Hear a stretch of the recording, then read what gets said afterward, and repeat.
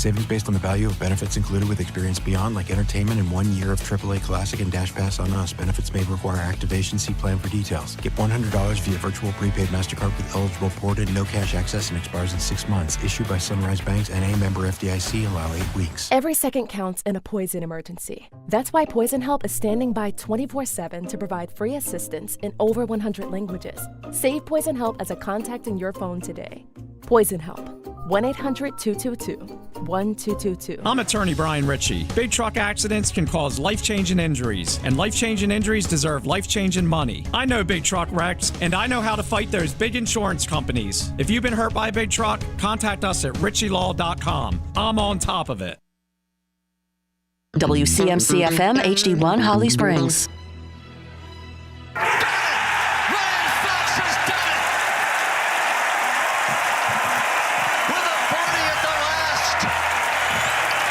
New Zealand has another major champion. You're listening to The Adam Gold Show. All right, I'm going to have to explain why I'm laughing.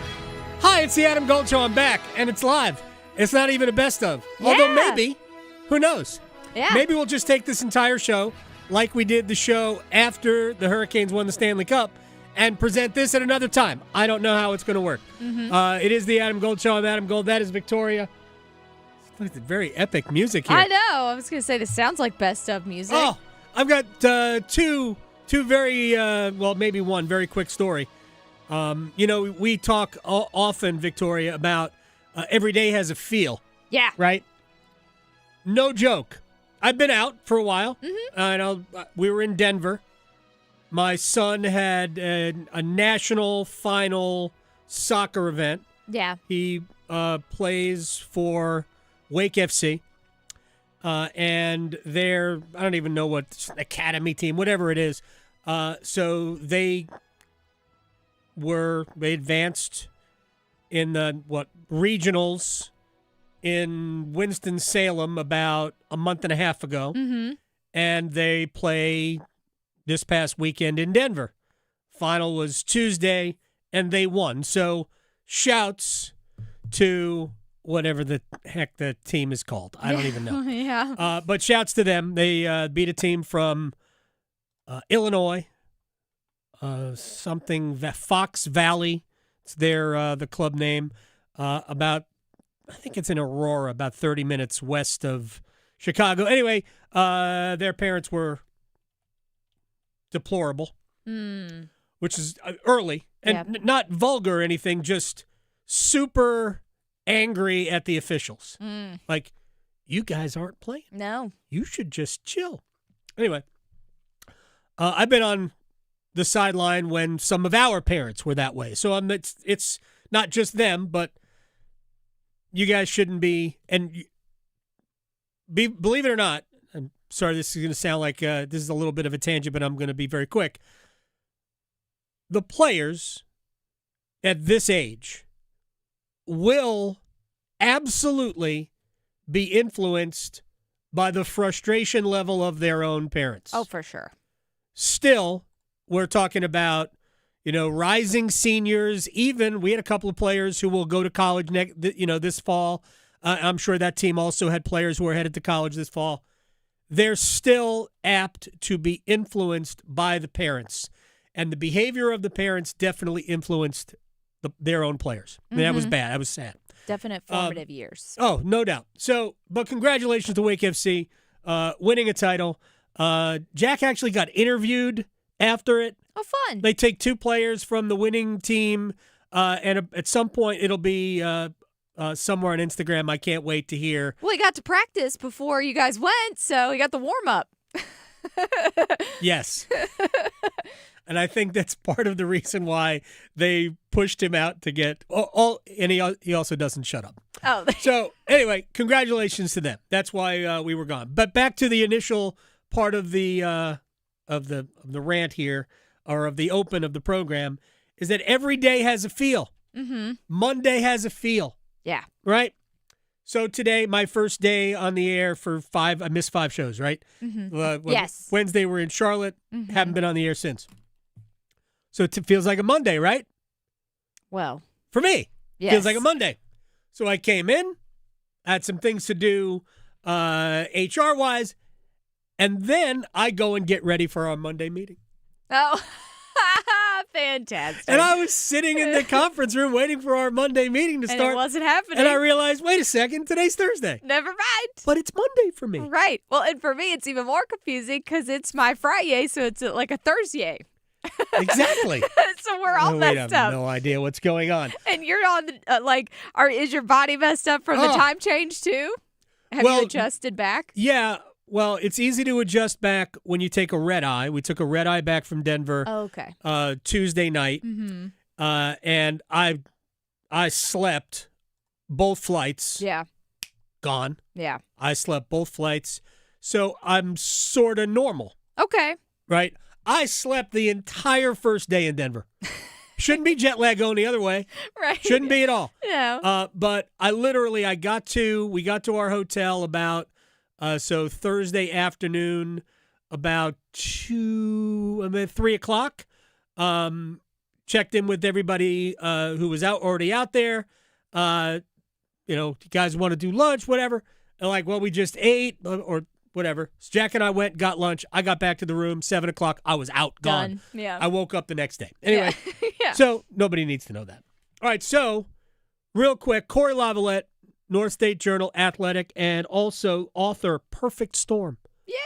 Hurricanes Stanley Cup season book.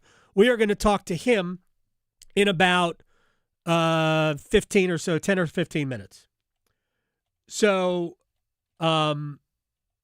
we're going to get into some Hurricane stuff in the first hour. Julian Council, Locked On Panthers podcast. Wasn't a good start for the Panthers today at training camp. We'll talk about that. He's going to join us in the second hour. And then Bob Harig, golf writer, will join us in the third hour. You know how it works with me if you've been familiar. First of all, we are live on YouTube. Hi, YouTube. What's up to my mother-in-law? Yeah, and my mom. There you go. We're on YouTube. Go to YouTube, search Adam Gold Show or 99.9 The Fan. So when I come back, especially if after being gone for a bunch of days, it's sort of like reminiscing. Mm-hmm. And Rusty knows that, which is why he played the Ryan Fox highlight of winning the Open Championship, which is like 5 days ago. Right. With the Jurassic Park it was great. music behind it. Or an astronaut music. I almost felt like I should be in space. Right. So congratulations to Ryan Fox. Yeah. Awesome to watch him do that. Loved the way he won it by going for it, not playing safe on the final hole. We'll get into that kind of stuff with Bob Harig in our third hour. We'll also talk a little bit about Bryce and DeChambeau and the goofiness. I wasn't on for that. We have two super famous athletes who are both amazing, who are both among the most polarizing people, not because of them necessarily, although they both contribute to it. Bryson, no doubt. I would say that there is nobody who is, I like Bryson. Right. You either love Bryson or you hate Bryson. I don't believe there's a middle ground. I'm sort of in the middle ground because I don't dislike Bryson. Yeah. But he's a sideshow in and of himself. And Caitlin Clark. Both still, I mean, it's in some ways, if anybody remembers the beginning stages of Cam Newton's career. Oh, yeah. I mean, everybody knows this. I was not in favor of drafting Cam Newton. Mm-hmm. But I was wrong. Cam Newton, I don't know if he's a Hall of Famer. Okay? Yeah. He didn't play long enough, really, to put himself in that category. But in his time, Newton was an outstanding player. Yeah, he was a show. Right? But he was a show, right? And it put people in one of two camps. You were either, I can't stand him, or he's amazing and everything he does is great.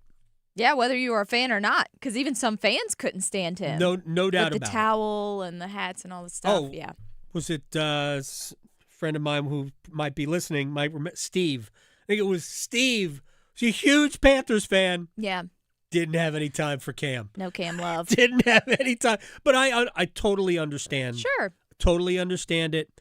There were things that even those of us who grew to 100% love him as a player, and I did, there were a lot of things that we sort of, it's not that we looked past, but we just went, yep, not everybody's perfect. Mm-hmm. And those same things, like not diving for the fumble, right, in the Super Bowl, should have done better. Big time. Should have done better. But Newton was an absolute game-changing player, which is why I said earlier, I'm not sure he's a Hall of Famer. Yeah. I think he's close, but I'm not sure. Maybe if he had won a Super Bowl.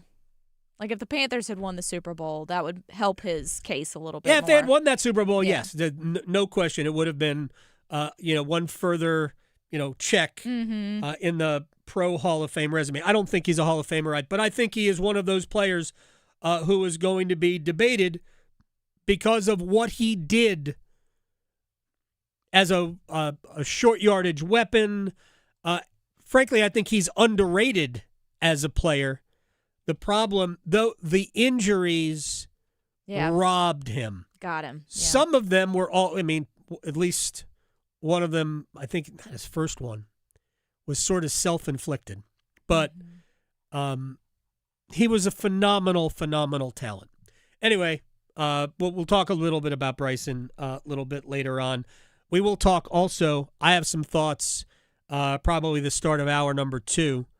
Have you seen, we're going to break here, but have you seen the amount of people who watched the World Cup final between Spain and Argentina?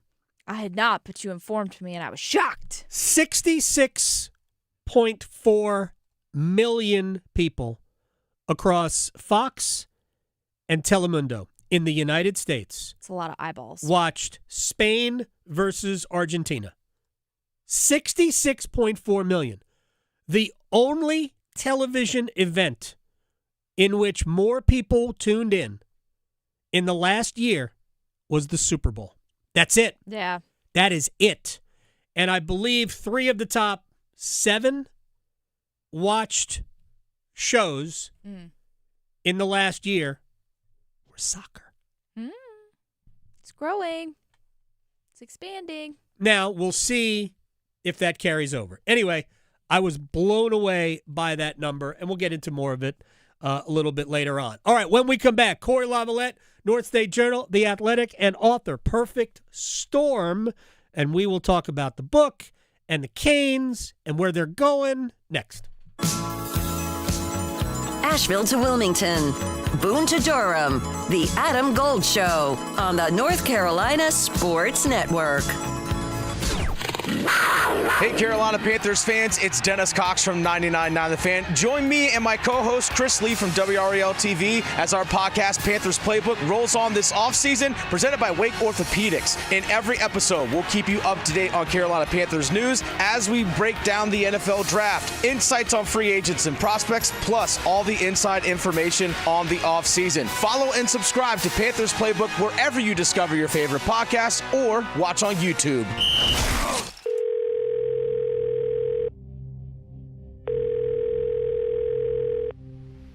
Hi. I don't even know why I'm calling right now. I'm sorry.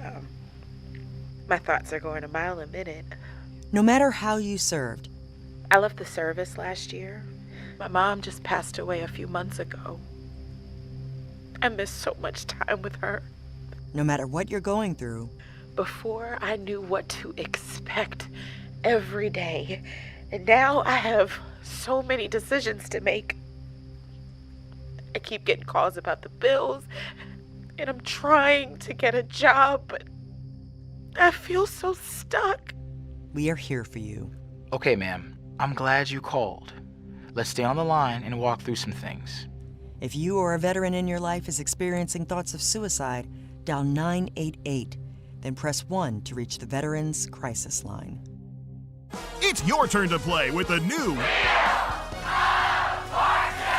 scratch-off, fast play, and digital instance games from the North Carolina Education Lottery. Spin your way toward a $200,000 scratch-off top prize, or go for a jackpot with digital instance and fast play. Plus, enter for a chance to win a VIP trip for two to see Wheel of Fortune in L.A. Come on, big money! Must be 18 to play. Approximate overall odds to win range from 1 in 3.76 to 4.31. Problem gambling helpline 877-718-5543. Organize easy. Organize tough. Customize your work truck or van with upfit solutions from Van Products. Steel and aluminum shelving, toolboxes, data files, cabinets, drawers, conduit carriers, ladder racks, everything safe and secure. Everything built as unbreakable as you by Adrian Steel. Backed by the best warranty in the business. 3 years, 36,000 miles. Everything custom installed by Van Products, so you know it's done right. From a single work rig to a fleet, choose custom installed upfit solutions from Van Products. When you own your own business, you own every decision. Catch the red eye or take the 6 a.m. Make a new hire or promote internally. Celebrate a win with the toast at the gate or unwind at the lounge. Big props to this team. Some decisions are a win-win, like earning 8 times points on Chase Travel. Chase Sapphire Reserve for Business, the business card that gives back all you put in. Visit chase.com/reserve business to learn more. Cards issued by JPMorgan Chase Bank, N.A. member FDIC, subject to credit approval. Terms apply. Giving your child their first phone is an important and often difficult decision. After all, it is a milestone in your child's development. The Phone Ready quiz from the American Academy of Pediatrics can help make this decision easier. Go to healthychildren.org/phone ready quiz to take a short questionnaire that'll help you decide if you and your child are ready, almost ready, or not yet ready for their first phone. Go to healthychildren.org/phone ready quiz today. Out here, you know the drill. Animals are hungry, dogs are getting muddy, and you just noticed you're low on feed. Stocking up at Tractor Supply is easy on your wallet with our unbeatable prices on select shavings, retriever dog food, and Producer's Pride animal and poultry feed. From backyards to barnyards, we've got everything to keep your pets, animals, and livestock well fed and comfortable with low prices all summer. At Tractor Supply. This is Adam Gold.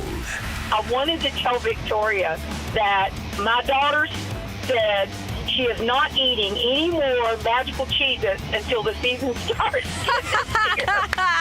Yes, I love this. We got a revolution going. The Adam Gold Show.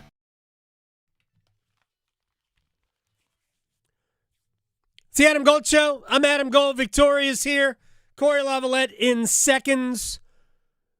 Tough injury for the Carolina Panthers at training camp. Nick Scorton, outside linebacker, edge rusher, knee injury, going for imaging according to Dave Canales. But obviously the fear is it's a right knee, and left practice on a cart in tears. So already with injuries, Taylor Moton, J.C. Horn. Horn's less serious than Moton, who is serious. But that's a tough injury to start things off with Nick Scorton. More on that next hour with Julian Council. Let's talk a little hockey. I can't believe it has been over a month since I have seen my friend Cory Lavalette, editor-in-chief. I don't even know what your title is in North State Journal, but forget about that right now. Author, Perfect Storm. I heard the book's going well. Yeah, I'm fighting with the publisher to make sure that it's in stock. So I don't know what that means. Either they're trying to.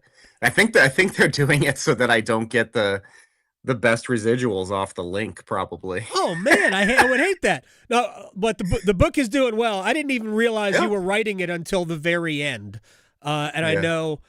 So first of all, you have a book signing coming up, and I know we have listeners and viewers because we're on YouTube out in Asheville and in Wilmington and in Charlotte and all of that.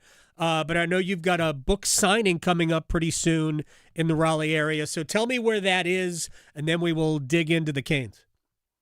Yeah, it's going to be at Quail Ridge Books on August 26th at 6:30. So tickets are required for their event. Really? So yeah, you buy a ticket and you get a copy of the book essentially. Oh. So I think it's just a couple dollars more than the price of the book. So that's what I'm worth apparently. But then you get to sit and you get me for free, Adam. but the commoners, you guys have to pay. All right. Well, I'm not going to say that's what you're worth. It should be fun. It'll be cool. That's awesome. August 26th, Quail Ridge Books, which is in inside the Beltline in Raleigh. It's an awesome spot, by the way. My friend, and I say this sincerely, a very good friend of mine, the late John Feinstein, made a lot of appearances at Quail Ridge. So you go on the wall, right with John. Before I get into Kane stuff, when did you start? When did you start writing this? So, I mean, a lot of it is just stuff from the season, to be honest. So, they kind of approached me before the playoffs and said, hey, we reach out to, beat writers from teams that we think have a chance and we want to get out ahead of it. Okay. And so then it's just a matter of reworking a lot of stuff. And then, all of the game stories from throughout the postseason. The big crunch was actually at the end because they said when they win, if they win, we want to be done that night. They want to get it on shelves as quickly as they can. So they asked me for a pair of stories the night of the game, which, by the way, for anyone wondering, interviewing players on the ice when they're celebrating a Stanley Cup is not conducive to great journalism, mostly because me personally, not everybody had this tact, I would say. Me personally, I wanted to let those guys have their moment. Right. I mean, I don't need to stand there and ask the same question everyone else has. I kind of lingered in a couple scrums, mostly spent most of my time congratulating guys, just kind of popping my head in and just being like, hey, congratulations. But so I had to write a couple stories that night, and then they're like, we'll have you the final proof at 6 a.m., which sounds terrible. Wow. It sounds even more terrible when you realize they're talking 6 a.m. Eastern. So, so I basically, I think I napped for about 90 minutes after I got back to my hotel after the Stanley Cup stuff, and then waited for that final proof to come in. But they were on top of it. I'll give them credit. They churned it around and, had it all done. And then I got on an early flight and flew back. So, awesome. It was an interesting experience. Kind of came out of nowhere. It's not like, some people I think on Reddit and stuff were like, has he been writing this every year for, no, I haven't been writing a book every year and hoping. But yeah, it was a cool experience and something that's neat to do. And I hope they did a great job with the layout, and the cover's awesome, I think. And, I think people will like it. It's kind of a cool, definitely you can go back and relive all those games and stories from throughout the season and stuff. But at the same time, the photography stuff is great. It's a fun coffee table type thing too. All right. And the price point's good. I'll be honest. I know there's another one out there that's like twice the cost of this one. So my gosh, there is no other one out there. Perfect storm. Cory Lavalette, North State Journal, and The Athletic. All right. It ended, and then the draft was like 3 days later or whatever it was, and then free agency. And there were a lot of rumors about Alexander Nikishin and, what's going to happen here, and Connor Hellebuck, and Jason Robertson was in there, and there were probably other players that my brain just has not been able to compute that Carolina might or might not have really been interested in. So what's your read on what the Hurricanes have not done so far in the postseason? Yeah, it's kind of a ain't broke, don't fix it kind of off season, right? I mean, we knew this coming in that they essentially had everyone signed. They have a lot of guys on no moves and no trades that True. even if you wanted to get out from under them, it might be a little tougher. There's always ways to do that. But I mean, it's been quiet for sure. I think, the Nikishin stuff, I understand, the motivation from both sides. Obviously, Nikishin had to wait a while to get to the NHL, and there's only so much of a window to get paid in the NHL, and he had a good season. So the ask is high if you're if you're looking at the Hurricanes defensive payroll. If you look around the league, it's maybe not so high. Mm-hmm. So I think, it's a lot like the Martin Necas situation, where I think there's a a little bit of, I don't want to say friction. I don't know that because it was never really a lot of friction with Martin Necas either. It was more just a difference of opinion about what a contract should look like and everything.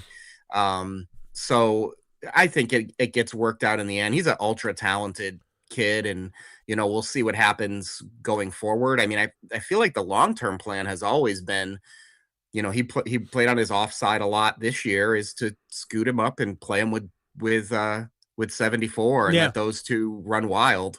So we'll see what happens. Obviously I think if they're going to trade him, they're going to ask a lot, and they should. Yeah. And just like what they expected when they were having these same kind of issues with Necas. I think they're different situations, because I don't think Nikishin has played out of the system, purposefully the way Martin Necas did sometimes.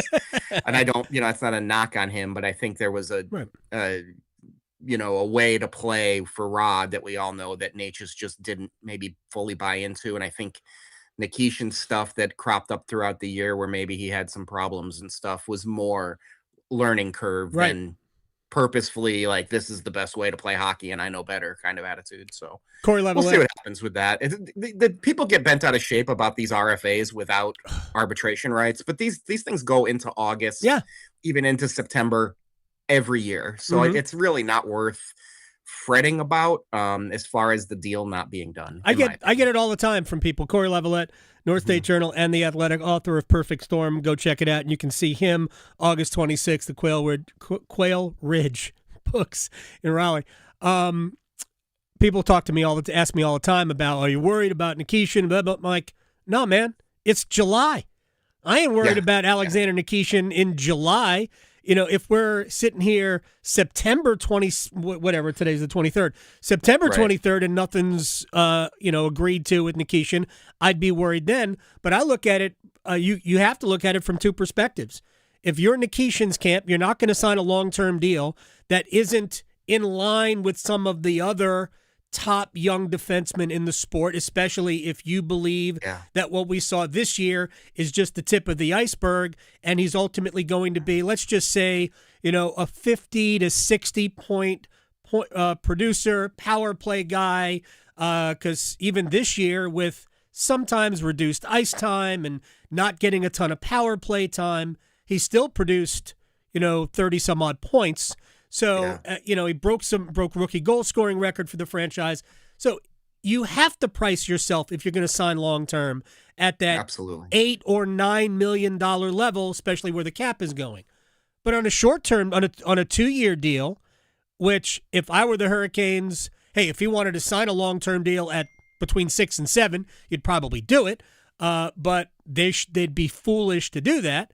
So for the Hurricanes, maybe a 2-year deal in the 5.5 range, somewhere in there, is something that they would accept. I don't know that they've even discussed that at this point, but I do think the Hurricanes, I don't know what their thoughts are with him as a talent, but if they've determined that he might not be a top-level defenseman, then I do think they would actively move him. But we're sitting here, again, July 23rd, and they haven't done anything. I anticipate that he's going to be back on probably a shorter-term deal. Yeah, it feels so much like the Necas stuff, right? Yeah. I mean, and the fire around Necas at the draft in Vegas was burned so much brighter than this. On the draft floor, it looked like Columbus was going to get Necas, and then obviously Marty wouldn't sign long-term with them. And I know the Rangers have been speculated as being sniffing around Nikishin, and that allegedly he'd be fine with that kind of move. And I think that has kind of been the MO of a lot of Russian players, right? Like, hey, why wouldn't you want to go play in New York City, and live the life, etc. But we'll see what happens. Like I said, it's worth keeping an eye on. I definitely think, hey, anytime, everything went so smoothly with so many of these guys, with Jarvis, with Blake, with Stankoven, et cetera, that anytime there's bumps in the road, you need to be aware of that. But I think you're right. I think a couple of years, and then you see where things are at. And if he wants to break the bank, like Martin Necas wanted to do, then maybe you say, hey, either this guy's the guy for us or he's not. But they've got one more year of Jalen Chatfield, so they have to be cognizant of that. But they also have a pipeline of good defensemen too. Maybe not top end guys like Nikishin has the potential to be, but they do have a lot of young defensemen that I think have a future in the NHL. Cory Lavalette, North State Journal and The Athletic. About, you mentioned Jalen Chatfield. My opinion is that I don't think they'll extend him before this season because he is eligible for an extension now. And I think the same thing about Gostisbehere. But in the case of Chatfield, I think he should be part of the future here. And I understand that he'll be, I guess, 31 when this season is in, or at the beginning of the following year. But I don't think he'd have to go even 5 years with Chatfield in his next deal. I think you could probably do another 3 with Jalen. And I think he has proven defensively that he can play a lot of minutes. And I think you could also have him on a third pair. I don't think because he doesn't bring a ton of offense to the table. I think that would be an incredibly reasonable 3-year deal to extend that. Not to mention, I mean, Carolina still needs righties on the blue line. They're still, they have Nystrom and Legault. I still think that both of those guys are probably more third pair 6-7s in the NHL long term. And I love both of their futures, but I still think Chatfield, what he did in the playoffs, it blows me away how many people are in some ways, we'll just let him go. I'm like, did you watch? Did you watch 6 weeks of hockey? 7 weeks of hockey? The guy was awesome in the playoffs. I think that guy should be a Hurricane forever. Yeah, I think the issue you're going to see here, and we saw it with Brett Pesce, we saw it with Brady Shea, is if he gets to free agency, somebody is going to say, here's a gigantic pile of money. And you need to make the decision of, do you want that? And it's even different for him than it is for those two guys, because this is a guy who came into the league very late. Yep. It's not like he's, banked a whole bunch of money so far in his career. It's a pretty small amount as far as, veteran NHLer is concerned. So if there's that opportunity, he's got a young family, 2 kids. You wonder if somebody's going to say, hey, in this new NHL where the salary cap is through the roof, we want to give you $7.5 million. The Hurricanes are going to have a really hard time being like, here's $7.5 million. Well, Pesce didn't get that, right? Pesce didn't get that even with the Devils, and I know the cap went up. My guess is that I'll make this bold prediction, 6 months ahead of time, that before the All-Star break is over, that as long as he's healthy, Jalen Chatfield will sign an extension with the Hurricanes, 3 or 4 years, somewhere between, somewhere in the 5 range. That's my prediction. That's my we'll see. My bold we'll see. prediction. I mean, like I said, I think if you're the Hurricanes, your pitch is pretty easy, right? Mm-hmm. You can raise your family here. A lot of people do it. A lot of people stay. It's like the University of Michigan slogan, right? Those who stay will be champions. Right. The guys who have left, have any of them, has anyone who's left been happy they left? Maybe, I mean, Jake Gensel obviously would like to have won again, but he's a guy who's had a good stint with Tampa. And I mean, Rantanen obviously has done fine in Dallas, but you look at those guys who were maybe longer term here who decided to leave, the Sheas, the Pesces, the Trocheks that could have stayed. Yep.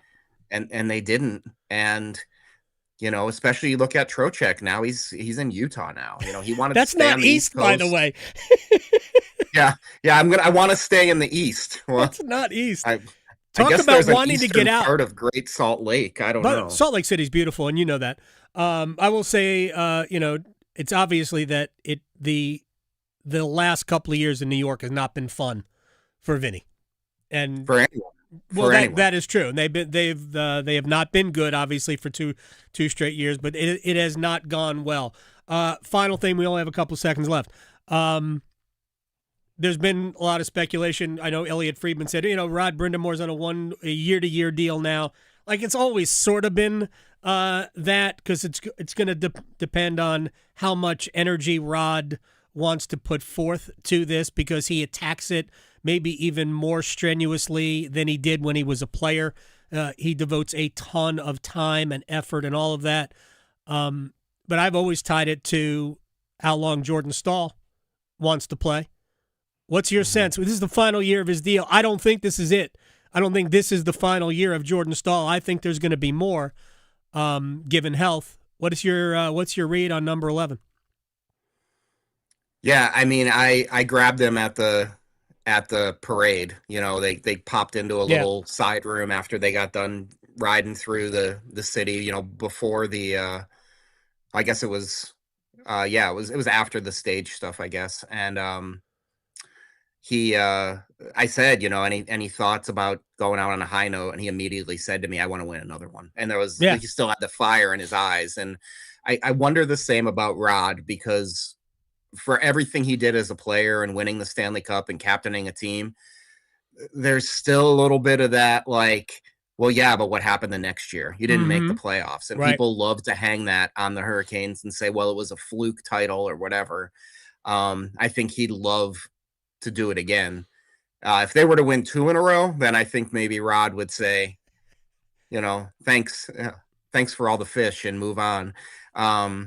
But we'll see. I think so much of it is about family. And if he really wanted to just focus on Brooks and his hockey career and be around that, the time to do it was the last couple years. If Brooks is going to have any kind of like hockey career, pretty soon he's going to have to go somewhere, and Rod's got the money to go wherever Brooks goes and watch him play and everything. But I'll be curious to see. I mean, I don't want to speculate what Rod's thinking on that, but you very well could be right. It could be tied to Jordan Stahl. And I think Jordan Stahl is like, he's like Chris Chelios. He probably played at least 52 the way he's going right now. Oh, yeah, I agree. So, like, when I spoke to Rod, and we'll have to wrap here, I spoke to Rod at the end of last year, or end of the season after, like the following week after the parade and all that. Or maybe it was before. I don't even remember anymore. Who knows? I don't even know what day it is. Honestly. But I kind of joked that it's tied to the captain. And I said to Rod, what are your thoughts on how long Jordan's going to play? He goes, I don't think he's done at all. He says, I think he's got several years left. And as long as he keeps himself in shape, which we know he will, and he stays healthy, which we have no clue, but he has, for the most part, stayed healthy. As long as he stays healthy, he's still good. He's still really good, and he can profile down in the lineup as well and still help your team. So I anticipate Jordan Stahl, I'm going to guess, I'll ballpark it 3 more years, including this one, and then we'll see. So I think that the head coach will certainly be around here for most, if not all of that. All right, I'll let you go, and we'll have a much longer conversation about the book Perfect Storm, August 26th, Quail Ridge Books in Raleigh, 6:30. You can buy your tickets online. Thank you, my friend. I appreciate your time. We'll talk to you soon. Thanks, buddy. That was fun. Didn't even get into as many things as I would have liked with Cory, but we will do it again very, very soon. Here's the thing. I recognize, man, Hurricanes fans are itching for news that goes beyond the schedule. And I remember when they announced the opener against Florida, there were a lot of people mad. It's 5 o'clock. Blah, blah, blah. I mean, best case scenario is the Hurricanes would be the 8 o'clock game. But let's go back a year. Florida played the first game last year. Also a 5 o'clock game against the Chicago Blackhawks. And then I believe it was somebody like, Pittsburgh and, I don't know, Washington or Pittsburgh and the Rangers that opened up at 8 o'clock. We have to stop playing the victim as Hurricanes fans. There are a handful of teams in the NHL that are automatic ratings winners. This is not that the Hurricanes aren't good TV. They are. But look, just go back. A 2-time defending champion Florida Panthers team did not open in prime time. They played in 3 consecutive Stanley Cup finals, winning the last 2. They did not open in prime time. In a media market that is bigger, Miami, than Raleigh.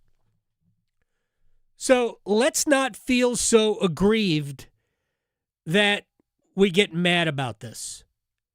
This is not anything other than an ESPN makes the schedule for opening night, not really the NHL. They do it in conjunction. Gary Bettman's not going, sorry, you've got to have the Hurricanes and Panthers on at 8 o'clock in prime time.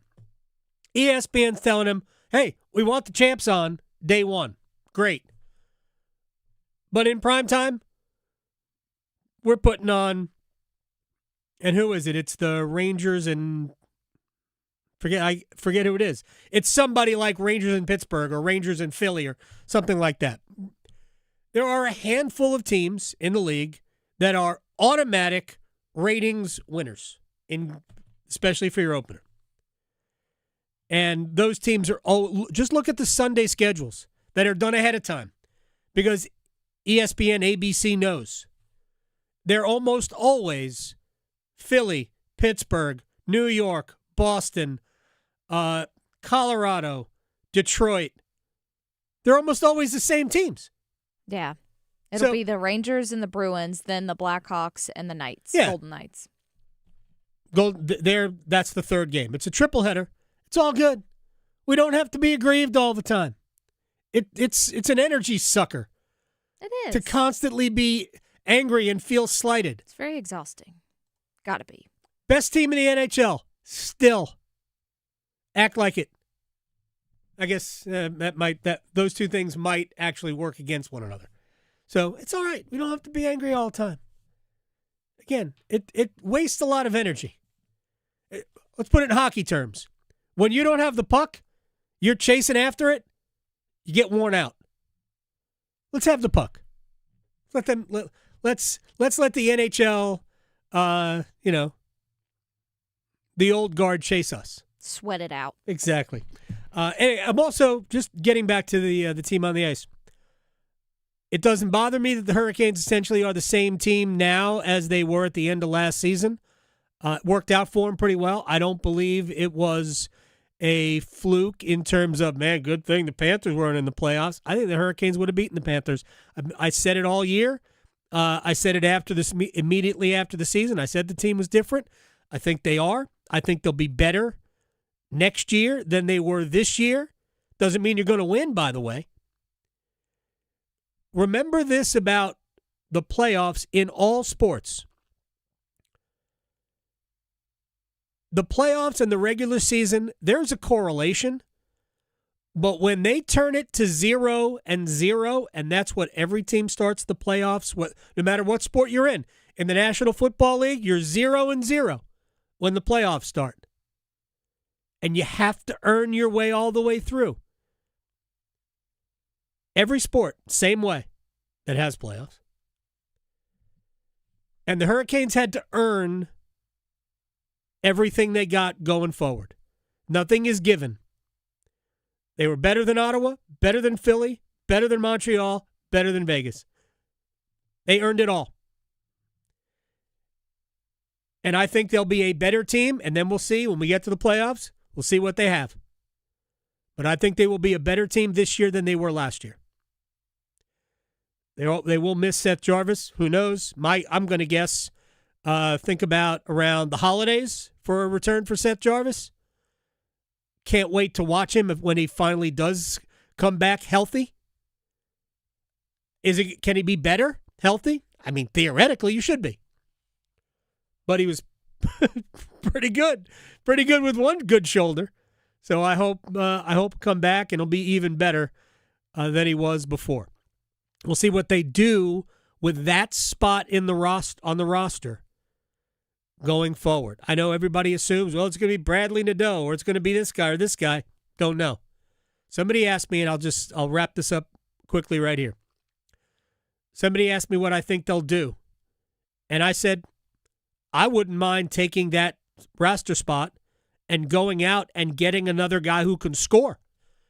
I know Bradley Nadeau can score, but I wouldn't mind going out and making a deal that might include Bradley Nadeau in it to bring back a bona fide NHL top 6-ish forward. And if you have to kind of finagle your lineup to make sure that guy gets on the ice when Seth Jarvis comes back, first world problems. On top of that, nobody's going to stay healthy. You're always going to have guys you have to replace. So that's what I would do with it, or a right shot defenseman if you wanted to, did want to move Nikishin. But I've said all along, I don't want to move Nikishin. If I have to, I will, but I don't want to. I'd rather give him a bridge deal and buy a look at year 2. All right, let's take a break. Come back, one-timers. You can ask any question you like. Next hour, Julian Council. By the way, a quick reminder, Nick Scorton was carted off the field with a knee injury. Not great, because I think he was going to push for a ton of playing time for Carolina. Might have started on the other side of Jalen Phillips. But that's a tough blow in day 1 of training camp. All right, one-timers next. Delivering more hits than the Canes forecheck. Shoot, he scores! The Adam Gold Show on the North Carolina Sports Network.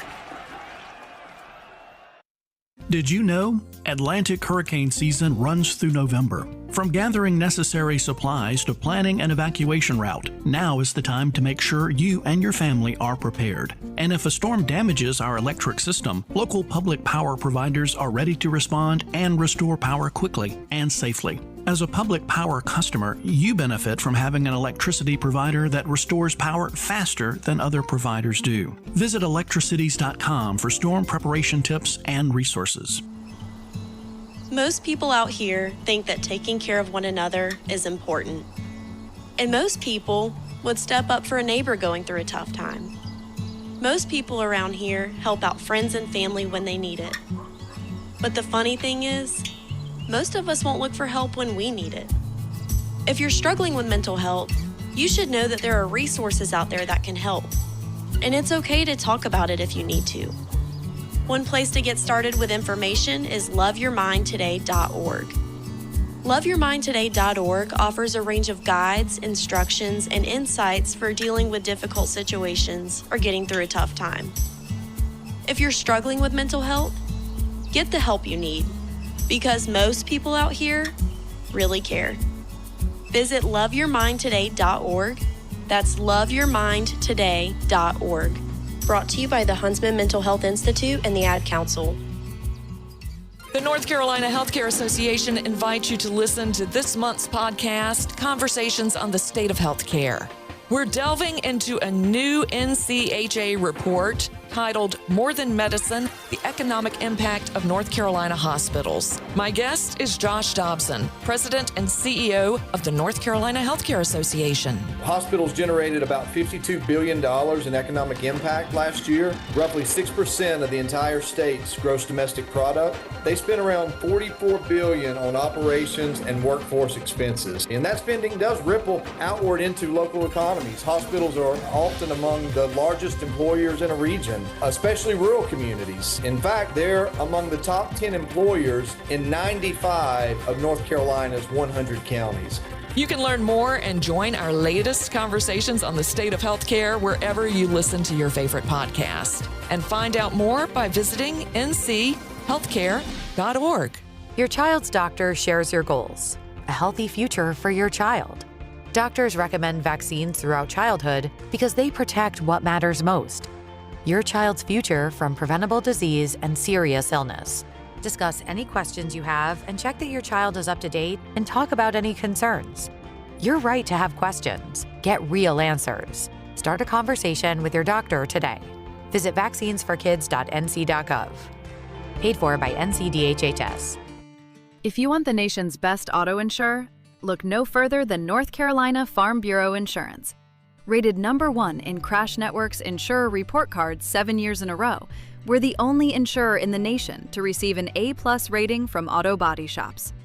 Our philosophy is simple: be fair, be quick, be the best. North Carolina Farm Bureau Insurance. Helping you is what we do best. Are you struggling with your Medicare drug costs? The NC Department of Insurance SHIP program may be able to help. The Extra Help and Medicare savings programs are available for those who qualify, but you have to apply. Contact SHIP today to see if you qualify. Visit ncshiip.com or call toll-free at 855-408-1212. SHIP provides free, unbiased help in all 100 counties. Project supported by grants from the Administration for Community Living. Contents do not necessarily represent official views of, nor an endorsement by ACL, HHS, or the U.S. government. This is Adam Gold. 540. Yeah. Right, the big outer belt loop. Why don't we just call them inner loop and outer loop? Don't give me north, south, east. It changes. Mm-hmm. It's a circle. Yeah, they should. They use it for belly buttons. Right, inner and outer. Yeah. What are we doing? Use it for belt lines. All right, I'm done with the rant. The Adam Gold Show. It's the Adam Gold Show. I'm Adam Gold. Victoria's on the program. She's on the ones and twos. I have Little League World Series softball on TV in front of me. Yes, that has been on lately. No, it's fine. Yeah. The Little League baseball World Series for the boys, I think starts the following week in terms of television coverage. I'm not into it. Mm-hmm. A lot of people are, and that's fine. Good for you. Probably don't need to deal with all the regionals, but whatever. But one of the girls, 12, Mm-hmm. 5'5". Excuse you. Wow. Right. 12 and 5'5". Favorite movie? Titanic. What? Ah! How old are you? Exactly. How old? What? She's taller than me. Titanic?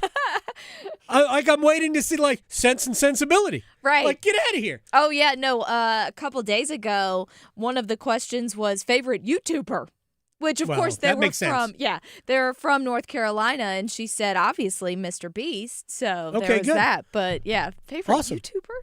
Bryce and DeChambeau. That's Real quick, saw Odyssey. The Odyssey. Oh, did you? Oh, boy, is that worth good. it? Oh, yeah. Nice. 3 hours. It's an investment in time. Don't drink too much before you get there. I stuck it out. I stuck it out. Yep. I ain't gonna lie. Yep. It was hard at the end. Maybe but going a little dehydrated. yeah, it was fantastic. Yeah. Recommend it highly. Nice. I also recommend one-timers. And who better to kick things off than one of our faves, Comebread? Oh, yes. I missed him. Right? We always miss him. Any updates on the Nikishin situation? No. We just talked about it. No updates on Nikishin. Oh, by the way, the Hurricanes did announce, a way you can watch. The Hurricanes are going to do their own thing on TV. Yes. With obviously production help from the National Hockey League. And essentially, even though they haven't worked out all the details in terms of where, and it's the plan is to make it exactly like it was a year ago. Mm-hmm. Verbatim exactly how it was a year ago. So cable, satellite, with their channel as part of the regular sports package, and a standalone app for those people who get their TV elsewhere. I used to be a YouTube TV subscriber, and they did not have a deal with FanDuel Sportsnet. So the plan is for it to essentially work exactly as it did this past year. Yeah. So there you go. That was basically addressing Dan's question. Just wanted to dive in if you knew any newer news about the Canes TV deal. But yeah, again, there's still deals that they have to work out with, like if you get cable through Spectrum, as I do at home now. The FanDuel Sportsnet was part of my sports package. So the hope is, I don't know what they're going to call it, Dundon TV. That doesn't, yeah. It might just be. Anyway, that we don't know what it's going to be called, but again, the plan is to make it operate exactly as it was a year ago. All right, next up from Stormy. Would you expect the Canes to be interested in trading for Hellebuck, or has that ship sailed? Also, part two, could Nikishin be a key piece in getting that deal done? Well, No and yes. I am not in favor of going out and getting Connor Hellebuck. I think the Hurricanes' goaltending of Bussey and Kochetkov combined, I'd like to see that. Now they have to go out and get a third option in case one of them, more than likely Kochetkov, doesn't stay healthy. But I think both of those guys can be very, very good as a tandem. I mean, let's be honest. Brandon Bussey, they won a Stanley Cup. Yeah. In many ways, because of Brandon Bussey. Mm-hmm. Like, I'm not saying that Bussey's one of the top 8 goalies in the league. Connor Hellebuck's postseason performances have not been great. They haven't. I just assume go with the goalies that they've got. But I don't think it's out of the realm of possibility that they do start the season with a goalie like Connor Hellebuck, who would be awesome, but I don't think they need it. Yeah. Well, last up, because it's National Ice Cream Month, and today, for whatever reason, is National Vanilla Ice Cream Day. Oh, so it's a boring day. Yeah. I'm kidding. Hey, no love. Vanilla's fine. It's a no problem. It's delicious. It's a great carrier of toppings like cherries or, syrups or whatever. But what's your favorite Ben & Jerry's ice cream flavor? Which I looked up, and there's way too many good ones that I have not tried. I don't even know. Half-baked was always my go-to. Whatever Stephen Colbert's flavor was. There's too many things in it. It's a Too lot. many things. But ice cream, chocolate based, but I like black cherry in it. Because your fantasy football team needs all the help it can get, the Adam Gold Show on the North Carolina Sports Network. When news breaks, don't wait. WRAL News Plus goes with you everywhere. Weather, traffic, and breaking news, live and local, all day, every day. Listen on 96.5 FM in Durham, 99.3 FM in Raleigh, and throughout the Triangle on 101.5 FM HD3. At home, in the car, at work, or on the go. Stay connected to the Triangle's most trusted newsroom anytime, anywhere. WRAL News Plus. Coverage you can count on. North Carolina football is back. Join High School OT Saturday, August 8th for the 2026 High School OT Jamboree at First Horizon Stadium at Wake Med Soccer Park. Watch some of the state's top programs hit the field, including Wilson Hunt, Union Pines, J.H. Rose, Rollsville, Southeast Raleigh, Wake Forest, Cardinal Gibbons, Millbrook, Southern Durham, and Middle Creek. Gates open at 3 p.m. JV kicks off at 4. Varsity action starts at 5. Get your tickets now at highschoolot.com. If you have a 2, 3, or 4% mortgage rate, don't refinance it. You don't have to, but you can still get cash out of your home. Introducing Loan Pronto's zero-cost equity loan. Hey, it's Dennis Cox. That's right. With Loan Pronto, you can get all the cash you need without touching your first mortgage and without any fees. One local homeowner just got $100,000, paid off all their credit cards, paid off their existing HELOC, remodeled their kitchen, and saved over $1,500 per month. It gets better. There's no hard credit pull up front, usually no appraisal, no long drawn-out process, and listen, no closing costs. You may be able to even skip your next 2 house payments.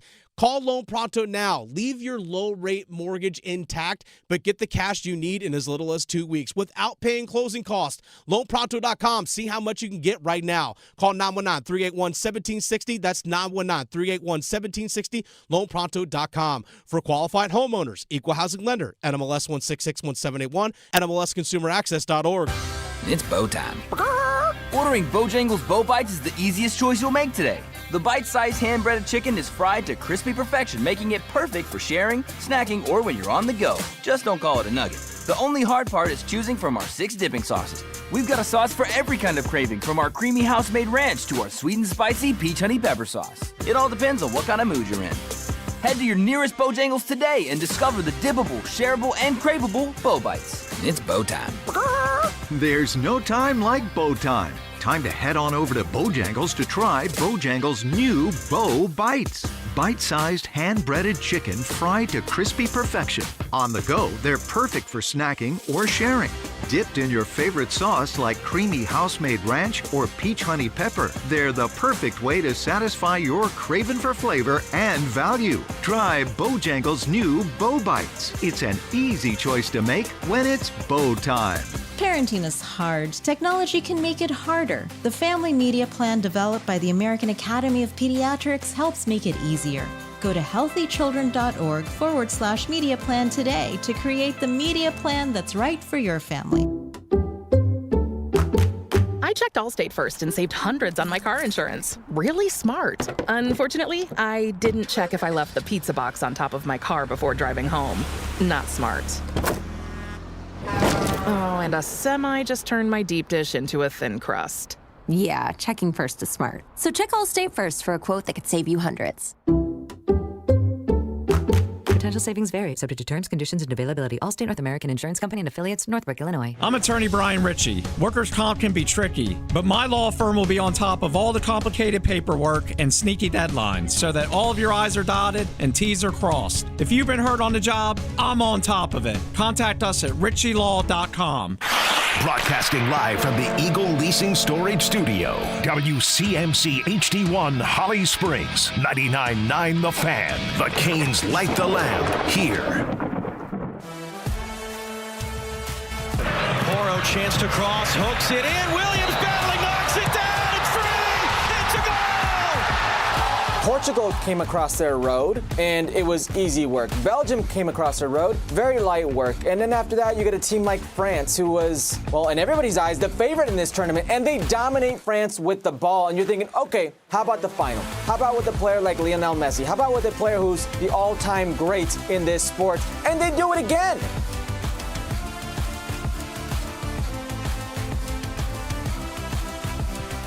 It's the Adam Gold Show. I believe that was Hercules Gomez from ESPN. Coverage of soccer. I'm telling you, I thought the World Cup was awesome. I mean, on so many levels, I thought the last, I think it was start to finish 39 days, right? Felt like a almost 6 weeks. Yeah. Almost 6 weeks. I mean, I just think it was amazing. It was, and I watched a lot. I don't know how many of the 104 matches I watched. I really don't. And obviously I didn't watch all 104 because, we live. But, I mean, I didn't see anything that wasn't super exciting. The worst game of the 104 might have been the final. Right. I laughed and I told you, I said, I think I picked the two worst games to watch, America versus Belgium and then the last one. Yeah, that was a bad outcome. Yeah. But it was a brilliant Belgium performance. Right, yes. Yeah, that would certainly rank near the bottom, especially because it was a one-sided game. But my gosh, it was spectacular for nearly 6 weeks. Spectacular. Congratulations to Spain. They were tremendous. They allowed 1 goal in 8 matches. That's very impressive. 1 goal in 8 matches. Mm-hmm. Yeah, they were amazing to watch. But I will tell you that Spain was the team that made it difficult for people to enjoy the game. Because when you played Spain, they were not interested in scoring. They would get their goals, but they just did not give you the ball. They played keep away for however many minutes they played, and that's what they did to Argentina. They just kept the ball away from Lionel Messi. So it was funny because the weekend we had the England-France third place game, which why we have that, I don't know, but we do. I don't even remember others. I obviously don't care, but I watched this one. And the funny thing is that for an American audience, for our own sensibilities, soccer needs more goals. That was an incredible game for Americans to watch. And it got great television ratings, by the way. 20-some-odd million people watched it. A match that had no consequence, really. But England goes up 4-0. France scores 3 times before beverages. before the third quarter ends. Yeah. And that is a game that is hanging in the balance. And frankly, Michael Olise for France had a hat trick of, how did you not score? At least 3 of them. France could have won the match. It ends up being 6-4. It was just super fun to watch. And then the championship the next day was for the soccer purist. It was a game that only true soccer fans could embrace because you saw what was happening. Spain was just playing keep away. And by the way, Argentina, separate Lionel Messi here. As a team, Argentina was pretty damn embarrassing the way they played, especially as that match got older and then after the match. And I don't even know a ton about soccer, but I could tell that. Oh, no, that was Paraguay levels of blankhousery from Argentina. And I know they played that way throughout the event. I agree, they did. They certainly blurred the lines of dirty and just hard. Paraguay completely obliterated it in both matches in the knockout round. Remember, the United States crushed Paraguay 4-1 in the opener. And I think it was 4-1. And then Paraguay beats Germany in the round of 32. But they were goons throughout that. And then tried to do the same thing to France, lost 1-0. But Paraguay was, I thought, an embarrassment. And I thought in the championship match, I thought Argentina was. Like that, Enzo Fernandez should have gotten straight red for the foul, which was his second yellow that ultimately got him sent off. And Argentina had to play extra time down a man.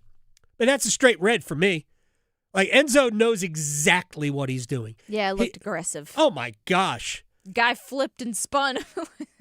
Looked bad. Yeah, no, and but by the way, the player that he did that to, Pau Kubarsi, is a phenomenal 19-year-old center back. Oh, wow. Oh, my gosh. We're going to be seeing Spain, who just won the World Cup.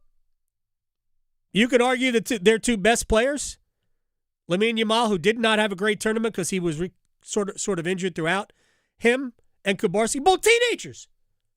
They're going to be awesome for a long time. Yeah. I think we've seen also the end of Argentina's run. I don't know how Argentina scores goals without Messi. I don't. Yeah. They don't have a creative force in their team the way. Well, especially if Spain's got these young guys that are obviously going to be around for a while. Telling you.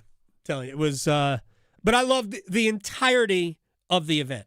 So, part 2 of today's show.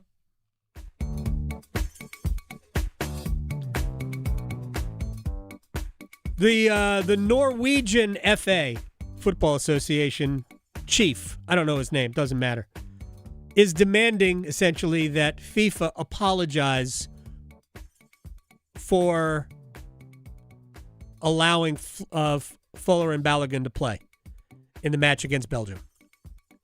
Again, I don't know the Norwegian FA chief. He's right. He is 100% correct. There is no question what happened, that political pressure got Gianni Infantino, the president of FIFA, to tell whoever was going to make that decision, suspend the red card, let him play. We're not even going to get into all the machinations of it. Did it help? Did it hurt? It was the wrong decision. Yes, it should never have been a red card. But sorry, it is a red card, and there's no mechanism to review it. Should there be a mechanism in the future? Sure, I'd be all for that. But one did not exist in this tournament. So if we're doing this properly, and we should be, Balogun should not have played against Belgium. I want to hear it. End of story. That is the way it should have gone after the fact. But that's not what happened. The guy from Norway is correct. FIFA should apologize for doing that, but they won't, because nobody apologizes for anything anymore, ever. I will move on. I love the fact that this entire World Cup, though, captured America. We don't know what the future is going forward. We don't. By the way, the first night of MLS matches on Fox was Monday or Tuesday. Forget which day. Each drew about 500,000 people. That's pretty good. That is pretty good. And we're starting to see some more well-known players choose Major League Soccer. Granted, most of them are older. Choose Major League Soccer over the Saudi Pro League as their next stop. If we can get that, that's really good. Briel Mbolo, who played at Switzerland, for those people who think, I remember that name. He's the guy who faked a foul against Argentina, by the way, and ultimately got a yellow for, simulation, and got sent off, allowing Argentina to play up a man in their, I think it was a quarterfinal match against Switzerland. It was the proper call. He's a very good player, and he might sign with Atlanta United. And we know Robert Lewandowski, who's a legendary goal scorer, but he's 37. Antoine Griezmann, who is a World Cup champion with France. Was he a World Cup champion? I think he is. Maybe not. But he has been a tremendous player. He is also going to start, or has already started, his MLS run with the team in Orlando. So I'm all for a lot of these guys who we know has great international experience coming to Major League Soccer. I think it's awesome. All right, now let's get to the Carolina Panthers. It started poorly. It started very poorly, training camp. Nick Scarton has a knee injury. Here is Dave Canales on the development early today. Honestly, I haven't. I was looking at the other side of the field. I just heard him go down. They're going to take him and go get imaging this afternoon, and we'll have more information on that. To see the entire roster kind of come off the field after a drill to go see him, what does that say about how tight this locker room is, but also the magnitude of what this injury could do for this team? Yeah, they care about each other. This is whenever you're in a group of people doing something hard together. It's has a way of creating a special bond, and between all the workouts and going through a full season and an off season and all that, it means something to the guys, and I'm proud of that. I'm proud of the fact that, the first thought in guys' minds isn't, are we going to have Nick for the season? It's how is Nick, and guys are checking on him. And so, again, as we have more information, we'll let you know. All right, that is the head coach, Dave Canales. That is a tough blow. I loved Scorton last year. Loved him. Oh, yeah. I love a lot of promise for this season. Love his future. Jalen Phillips is excellent. I got no problem with that. But, man, you need depth. And this proves it, right? You need depth in the NFL. You're just not going to last. Now we play 46 regular season games. It's ridiculous. You're just not going to last the whole season. So that is a very big blow. I mean, again, we don't know, but I think we all kind of can assume he was in tears when he left the field. So I hope for the best, but that is a big blow. I think he was probably going to be a starter opposite Jalen Phillips anyway. All right, Derek Brown, he hasn't gotten hurt yet. Let's hope we can never say yet with Derek Brown. We've already seen what happens when you don't have Derek Brown during the course of a season. He talks about this is from yesterday, so this is pre-Nick Scorton injury. What's the ceiling for the defense? I think the ceiling's high for us. I don't want to call out a number or none of that, but I think the ceiling's high. Finding the 11, 15 guys that contribute or probably at this point it's 22 guys rolling in on a Sunday on just defense. I think it's one of those things of buying into what Ian, the coach staff, is preaching during the off season. From OTAs, and which we've already done, and then going through camp and just relearning that stuff. But just trying to go out and have flawless efforts. It's like I said, it's the consistency game, right? Every single week, whoever shows up and is the most consistent throughout the game is the team that's going to win. Derek Brown is awesome. Excuse me. What did I read that was it the NFL list or some list had him in the 90s as a player? What? I don't think there's 90 NFL players better than Derek Brown. No, I wouldn't say so. I mean, that's the way I look at it. All right, Dan Morgan, the general manager, a couple from him as we get ready for Julian Council is going to join us in about 10 minutes or so. The wide receiver room. We all, by the way, all the video for Tedero and McMillan, better. I'm excited than last year. Yeah, me too. Yeah. I think he's going to be awesome. Mm-hmm. And he had a really good rookie season. I think he is going to be an NFL headache. Yes. This year. But you still got to find players opposite Dan Morgan. Yeah, really good. Really proud of Xavier, the way he's attacked this offseason. He's in great shape right now. Just really excited where he's headed. He's in a great headspace. He's looking forward to going out there competing, and I'm looking forward to seeing him out there competing as well. Same thing with Chris Brazel. He's really attacked this offseason as well. Just working out hard every day. Looks great right now. Is in great shape. Just looking forward to the competition out there in general. With every position group, I think there's going to be a lot of competition. All right, now the development yesterday, or maybe it was a couple of days ago, when we found out that Taylor Moton's got blood clots in his lungs. Like, this is a serious medical issue. It's not an injury. Yeah, and we know this because Freddie had a blood clot. That's right. Now, it took Freddie a long time. Yeah. I mean, was it several months before he came back last year? Not this past season, the season before. So this is a medical issue. It's not an injury. J.C. Horn got a wound on his foot. He'll be fine. He'll be back. So we still don't know what the status is of Ike Ekwonu. So the Panthers, who drafted Freeling out of Georgia to be, I think, the left tackle of the future. And I know Rashad Walker is here. Rasheed Walker. He's going to be the starting left tackle. Freeling's probably going to be the starter on the right now. So we have no idea about the depth on the offensive line. Here's Dan Morgan. Yeah, I think that's why, I think depth, it matters so much in this league. And, drafting Monroe and taking the best player available, it happened to be a tackle, worked out really well for us. So we feel really good about him. We're confident in him, and I know he's going to attack it, and, he's going to be out there competing. Yeah, I think they should have taken a tackle anyway. We talked about that before the draft. All right, one more thing from Dan Morgan, then we'll break and we'll talk to Julian Council. How did J.C. Horn get hurt? Yeah, I think J.C. was just, running. I don't think he had shoes on. He'll be able to probably explain it to you a little better when you talk to him. But, just cut his toe a little bit. Got some stitches in the toe. Nothing that's really a big deal that's going to keep him out. Nothing we're concerned about. Was he running by a pool? I know. Everybody said, don't run at the pool. Right, exactly. They'll kick you out of the pool if you run at the pool. Yeah. Oh, I've had to do that before. That's right. You're a lifeguard. I was lifeguarding, yes.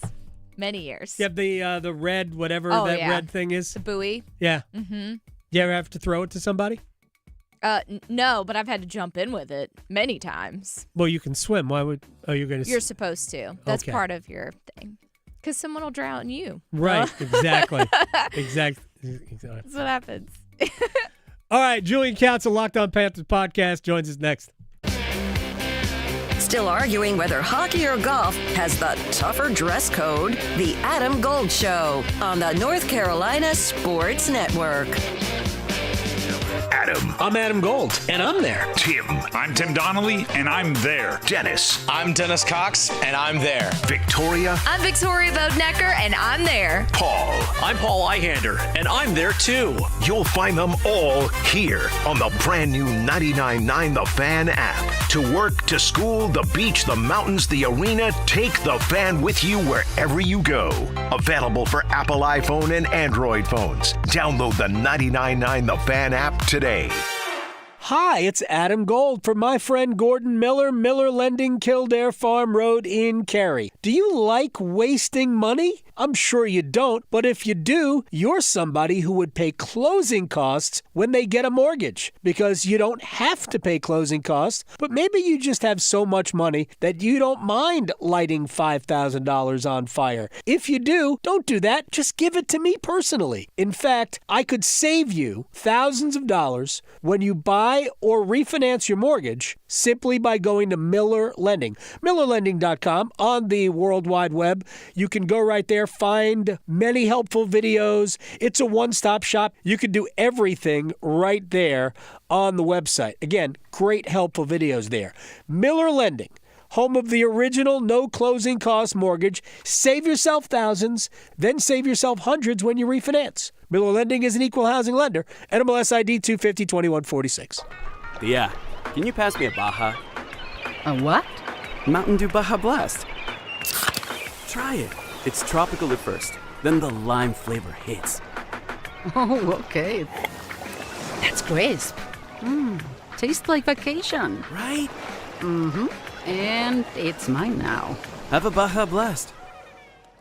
Right now at Circle K, buy a 20-ounce Mountain Dew and get another for just $1. Do the Dew at Circle K today. Hey, it's Adam Gold, and I am in studio with my friend Jeff Hoffman from the Aluminum Company of North Carolina. So, front doors, that's the start of your house. You have a lot of options when it comes to doors. Absolutely. Give us an opportunity to come out. We'll sit down with an iPad, actually develop the door for you. A couple different door styles or types to choose from, but then there's multiple styles that you can apply to that actual door. And of course, it's going to be installed by certified Provia installers. 800-672-4348, aluminumcompany.com. Rev up your summer at the Make This the Summer event going on now at John Heister Chrysler Dodge Jeep Ram in Lillington. Grab summer adventures when you drive home a brand new 2026 Ram 1500 for 20% off. Excludes RHO. See dealer for details. Or expand your options for off-road exploration with a new 2026 Jeep Gladiator. Save 15% off during the Make This the Summer event. Plus, get 2.9% financing for 72 months. So get off your keister and get to John Heister Chrysler Dodge Jeep Ram in Lillington today.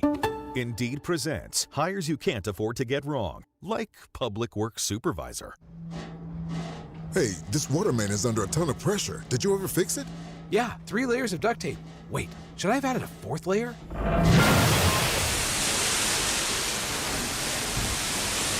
This is your job for Sponsored Jobs. This is what happens when you don't sponsor your job on Indeed. Next time, get matched with quality candidates with Indeed sponsored jobs. Visit Indeed.com/hire now. At University of Maryland Global Campus, we know you're no stranger to setting big goals, whether in school, at work, or in life, and you're ready for more. At UMGC, we offer the skills-based education you need to move your career forward. Learn how to apply AI, data science, and other emerging tech, plus gain skills in leadership and critical thinking. You've come far. Succeed again. Apply now and save with no application fee. Classes start August 12th. Learn more at umgc.edu. Certified to operate in Virginia by Chev. This is Adam Gold. I told Tim, who does the afternoon show, I said, I'm about to turn this game around. We need Cheez-Its. So I went to go get magical Lucky Cheez-Its, and guess what? Boom. Period 2, tied it up. And then at the end of the game, I still had like 8 Cheez-Its in the cup left, and I said, Lucky Cheez-Its. There you go. The Adam Gold Show.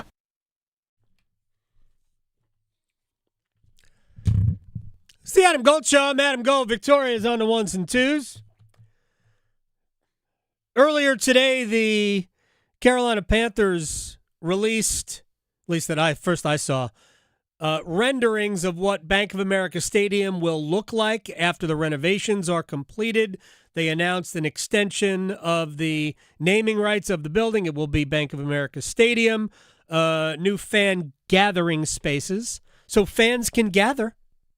Right? Fans need to gather. Right, they have to gather. No, if we don't gather, what are we going to do? What are we doing? A 4,400-seat concert venue, David Tepper has... He is bringing the music to Charlotte. Invented the concert. Right. And again, Bank of America extending their naming rights. Tepper is, and to give him credit for this, $650 million is coming from him. It's half ultimately of the cost of these renovations.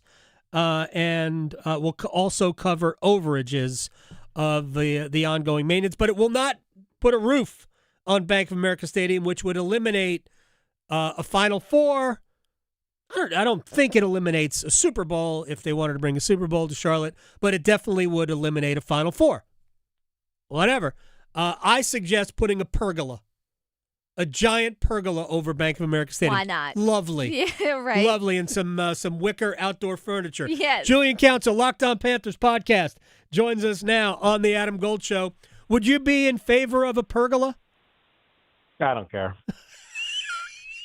Doesn't matter to me. It's funny because you're saying Pepper, good for him, throwing in $650 million. Right. So that means me, a citizen of Charlotte and Mecklenburg County. I'm putting the rest of the bill partially with the rest of my citizens and my neighbors and our friends. Yeah, it's cool. I haven't really looked at the renovations I got the email about it this morning, and I was driving to training camp. Didn't care. It's like, cool. Stadium's gonna look nice. Yeah, awesome. Doesn't matter to us, right? As those of us that cover or I'm not going to ever enjoy whatever the Hurricanes arena renovations are going to look like. Right? Once in a while, I get to walk by. I think it's the gallery that they have, the end zone seating. It looks pretty nice. I've gotten to just kind of hang in there while waiting for Dave Canales or whoever to come speak to us in our media room. So I do get to enjoy it. Just by when I'm in the stadium, like I was a moment ago, just walking through and seeing all these cool, nice spaces. So that's awesome. It is, I guess, a tad disappointing. There's no roof just because of a Final Four, but we would only get that every 15, 18 years anyways. Same thing with a Super Bowl. But Tepper said, I guess, after the pandemic that he would never wanted to have an indoor stadium, which good for him. I don't really know how the pandemic made him come to that realization, but whatever. Well, I mean, open air, so maybe less chance of transmission. Here's the thing: if you're pro open air, then we should have grass on the field, actual grass. But that's another story altogether. 18th game's gonna have to come with that, Adam. Then let's get to 18. They're going there anyway. Let's go back to 16. 16 was fine. We don't need 18 games. You and I can talk about that all day long. I agree. We should 17 is a dumb number anyway. But 17 is just the precursor to 18. They decided they were just gonna let's let the players just feel a little bit of pain before we make them feel a lot of pain by making it an 18-game schedule. But they don't really care about the players. And I think they've demonstrated that over and over again. The players are just pawns to them. Speaking of a pawn that is out now, Nick Scorton. What a transition to Nick Scorton. Julian Council, Locked On Panthers podcast. Thoughts on what happened? Obviously, nothing you can do about it. Injuries happen. But thoughts on Scorton, where he was going to fit this year, and just how the team reacted. Yeah, I was out there. I was on that side of the field. I wasn't paying attention to that play. They were in 11v11, and then I just hear, and I actually look over and I see Damian Lewis kind of crouched up by him and just slam his helmet down and shout out a 4-letter word that starts with F. So obviously not good anytime that happens. And yeah, everything got quiet. And I was told by one of your colleagues, Dennis Cox, I think it was Nick Scorton. I was like, oh, man, don't let it be Scorton. Because, first and foremost, the human being, that guy is so fun, so effervescent, such a great guy to talk to. So, just man to man, I really and genuinely enjoy who he is as a person. And as a player, he was awesome for them last year as a rookie, having to step up and have to start outside linebacker once Pat Jones II was out for the season with that back injury. And he led the team, tied with Derek Brown, for 5 sacks last season. So the hope was he was going to come in, and that could still happen. We haven't got the imaging yet, but the hope was he was going to come in and take that next step. And now, players know. They know when it's serious, and everyone's around him. Chuba was down there. They were all just shocked by what had happened. And it really does appear because he had, he covered his face with his shirt. He was in tears. They stopped practice when he was getting carted off, and all the team went over there to go dap him up and encourage him. It seems to be significant. It's a right knee injury. We'll find out more this afternoon, but I would be surprised if it's anything less than a long-term injury. Do you think, Julian Council, Locked On Panthers podcast here on the Adam Gold Show, do you think he was going to start opposite Jalen Phillips? Oh, absolutely. Yeah, okay. Yeah, absolutely. He was out throughout OTAs, mandatory minicamp today. That's what he's been doing. He was going to be their second edge rusher. Yeah, it's just. I mean, it's terrible. And I know that bringing in Phillips was not to push Scorton out. It was just to move him. I think he played the same side. Didn't he play the same side as Phillips did last year with when he got to Philadelphia? But they were just going to move him to the other side. Either way, I don't really care. Yeah. But he was going to be a starter, and man, I loved what I saw from Scorton last year. And now they're going to have to figure it out. But they've got some depth, but obviously that's taken a pretty big hit. Let me ask you about the offensive tackle position. And first, because I don't want people to think that Taylor Moton is an injury. It's not an injury. Uh-huh. That's a medical condition to have blood clots in your lungs. Has there been any indication given as to, I mean, it's a long-term deal, but it's really nothing that anybody can determine now. No, they're not giving us timelines on anything, and certainly with that, I can understand that they probably don't have a timeline. Even today, when Day was asked by Dike Ekwonu, he said, well, typically it's a 9 to 12-month injury. That's the first time they've even given out any sort of date, right? Which that's something we could do with a quick Google search to figure out how long it takes to recover from a ruptured patellar tendon. But as far as this goes, I don't know. Personally for me, like I've had to deal with this. My mom, a number of years ago, she had blood clots in the hospital, and they were also in her lungs. So I understand the severity of this. DJ Wonnum, who was here the last 2 years, 2 years ago, he dealt with it in his leg, and he didn't come back until week 10. And his happened much earlier in the off season. Like we're sitting here, this happened in June for Taylor, and we'll have to wait and see. Like I expect he's going to miss a significant portion of the season, if not all. Like I don't know what this is going to look like for him. And again, he's a father, human being first. Yep. I want him to be happy, healthy, whole for his family. And if he never plays another snap for the Panthers, then so be it. Just be there for his wife and kids and everybody else who depends on him. But yeah, it's hard to know because you're right. It's a medical condition. You can, I guess, look up and see how long it may take when you're on blood thinners, you have blood clot to come back and play. But it can be a long time for these guys. And we'll see. It's not ideal. Not ideal to be without your starting left tackle, right tackle, starting edge rusher now, starting corner. He'll be back soon. And then two of your rotational defensive tackles day one in training camp. Like that, the vibes were high all off season. And then we got to like yesterday and it's like, oh, buddy, what's going on here? Yeah, you go into the season, you think you've got 4 starting caliber tackles, and you're automatically down to 2. Right, because Ekwonu's not coming back anytime soon, probably. So you have Walker and you've got Monroe Freeling, who I think everybody thinks very highly of, and he's obviously going to be the right tackle starter going into the season. But all of a sudden, there's not any depth there, and even Brady Christensen is coming back from injury. Julian Council is joining us here. For people who do not know, Frederick Anderson, Hurricanes goaltender, who is now with Edmonton. Not this past season, but the season before dealt with this. And they diagnosed it, I think it was late October, and I believe he came back late February, early in March of this season, of that season. So 5 months. So yeah. So it takes a while before your body can adjust and for the blood thinners to really do its work. And that doesn't mean that it's going to be 5, but that's the only example that I can provide of something similar to what Taylor Moton is going through and if it's a 5-month, time frame for Taylor Moton, I think we can all do that math. There's only 5 months between now and the end of the regular season, so it's a long. I don't want to put odds on it because I don't know. Everybody's different. So yeah, I mean, you could be. Looking at a year without Taylor You're hoping Moton. for the best, right. Expecting that it's going to be a number of months until we see him. No doubt. And what that number is, we don't know. All right, let's get to some other things. Happier things.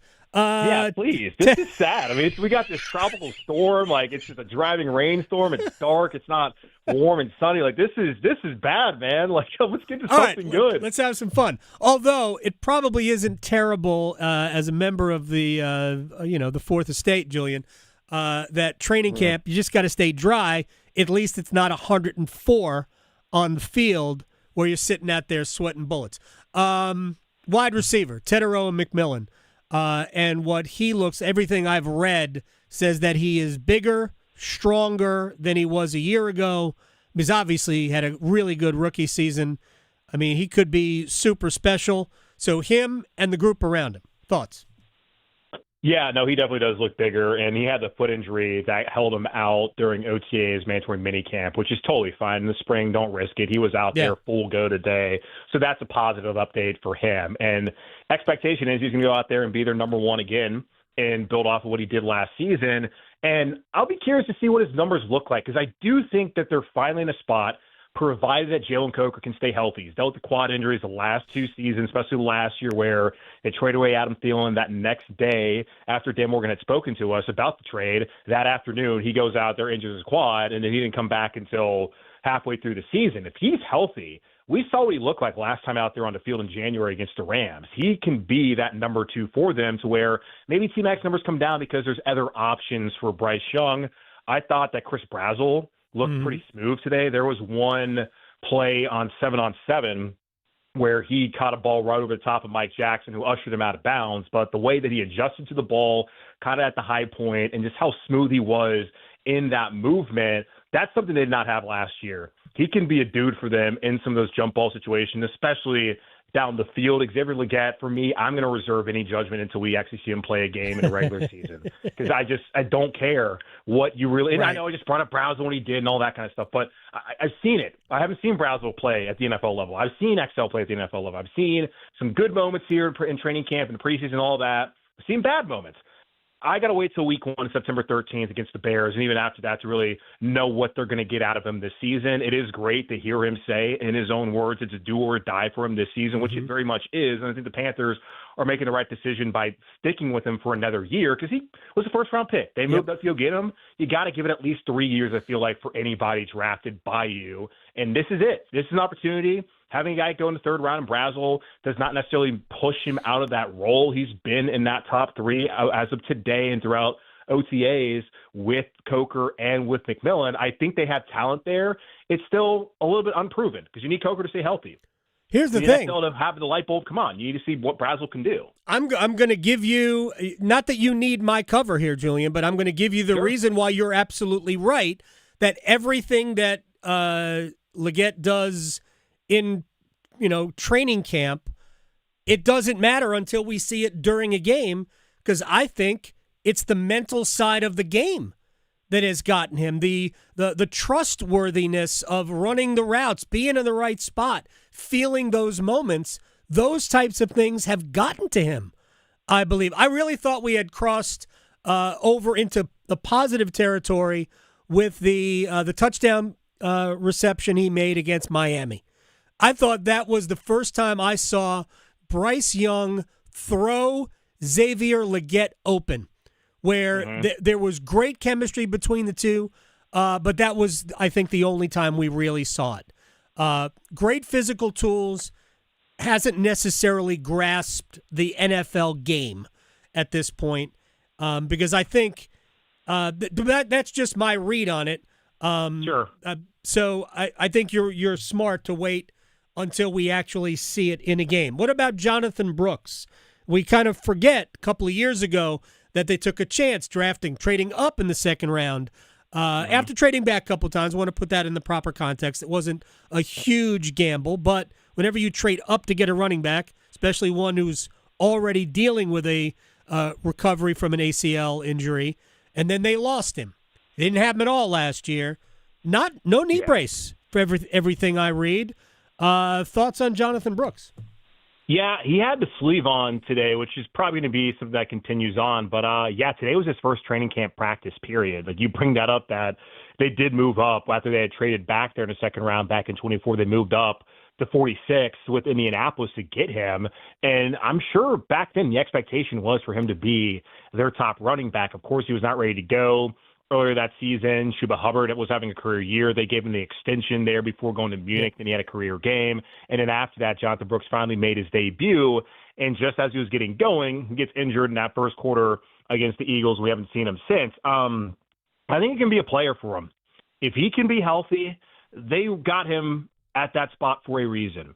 He can be that pass catcher out of the backfield that they really haven't had in recent years, and that Chuba Hubbard isn't. Chuba spent a lot of time working on the jugs machine to get better there. It's just not naturally what he does. Jonathan Brooks can be that kind of athlete for them, and I think he can be a damn good running back as well when he just comes to running in between the tackles, outside the tackles, just doing a lot of things fundamentally that you want to see out of a back taken as early as he was the first back taken 2 years ago. I think he can be that guy for them if he can be healthy. And I think for this preseason, their plan really should be to get him prepared for the season. That's the point of the preseason. I know there's been much consternation about how little Bryce Young's played and how little the Stars have played the last couple of years. This is a guy who really hasn't played football since 2023. He needs to be playing football, even in a Hall of Fame game. Maybe give him like a series, but he needs to be out there throughout the preseason getting ready to be able to take some of the brunt of the season, to be that number 2 guy, maybe that 1A, 1B, the Chuba Hubbard that they hoped he would be when they took him 2 years ago. All right, final thing for Julian Council. By the way, you can follow him on Twitter at Julian Council. And yesterday I saw you quote tweet this stat, that the Panthers went 8-9, winning a division in which they only led in the game for 178 out of over 1,000 offensive snaps. It is more than half of those came in 2 games.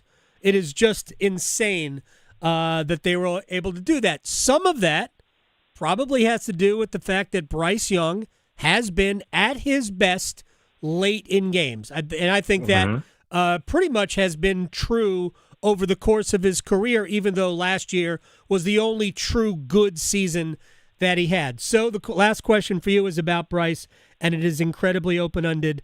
I want you to fill in the blank. Bryce Young is what? Ready to take that next step. Okay. I think.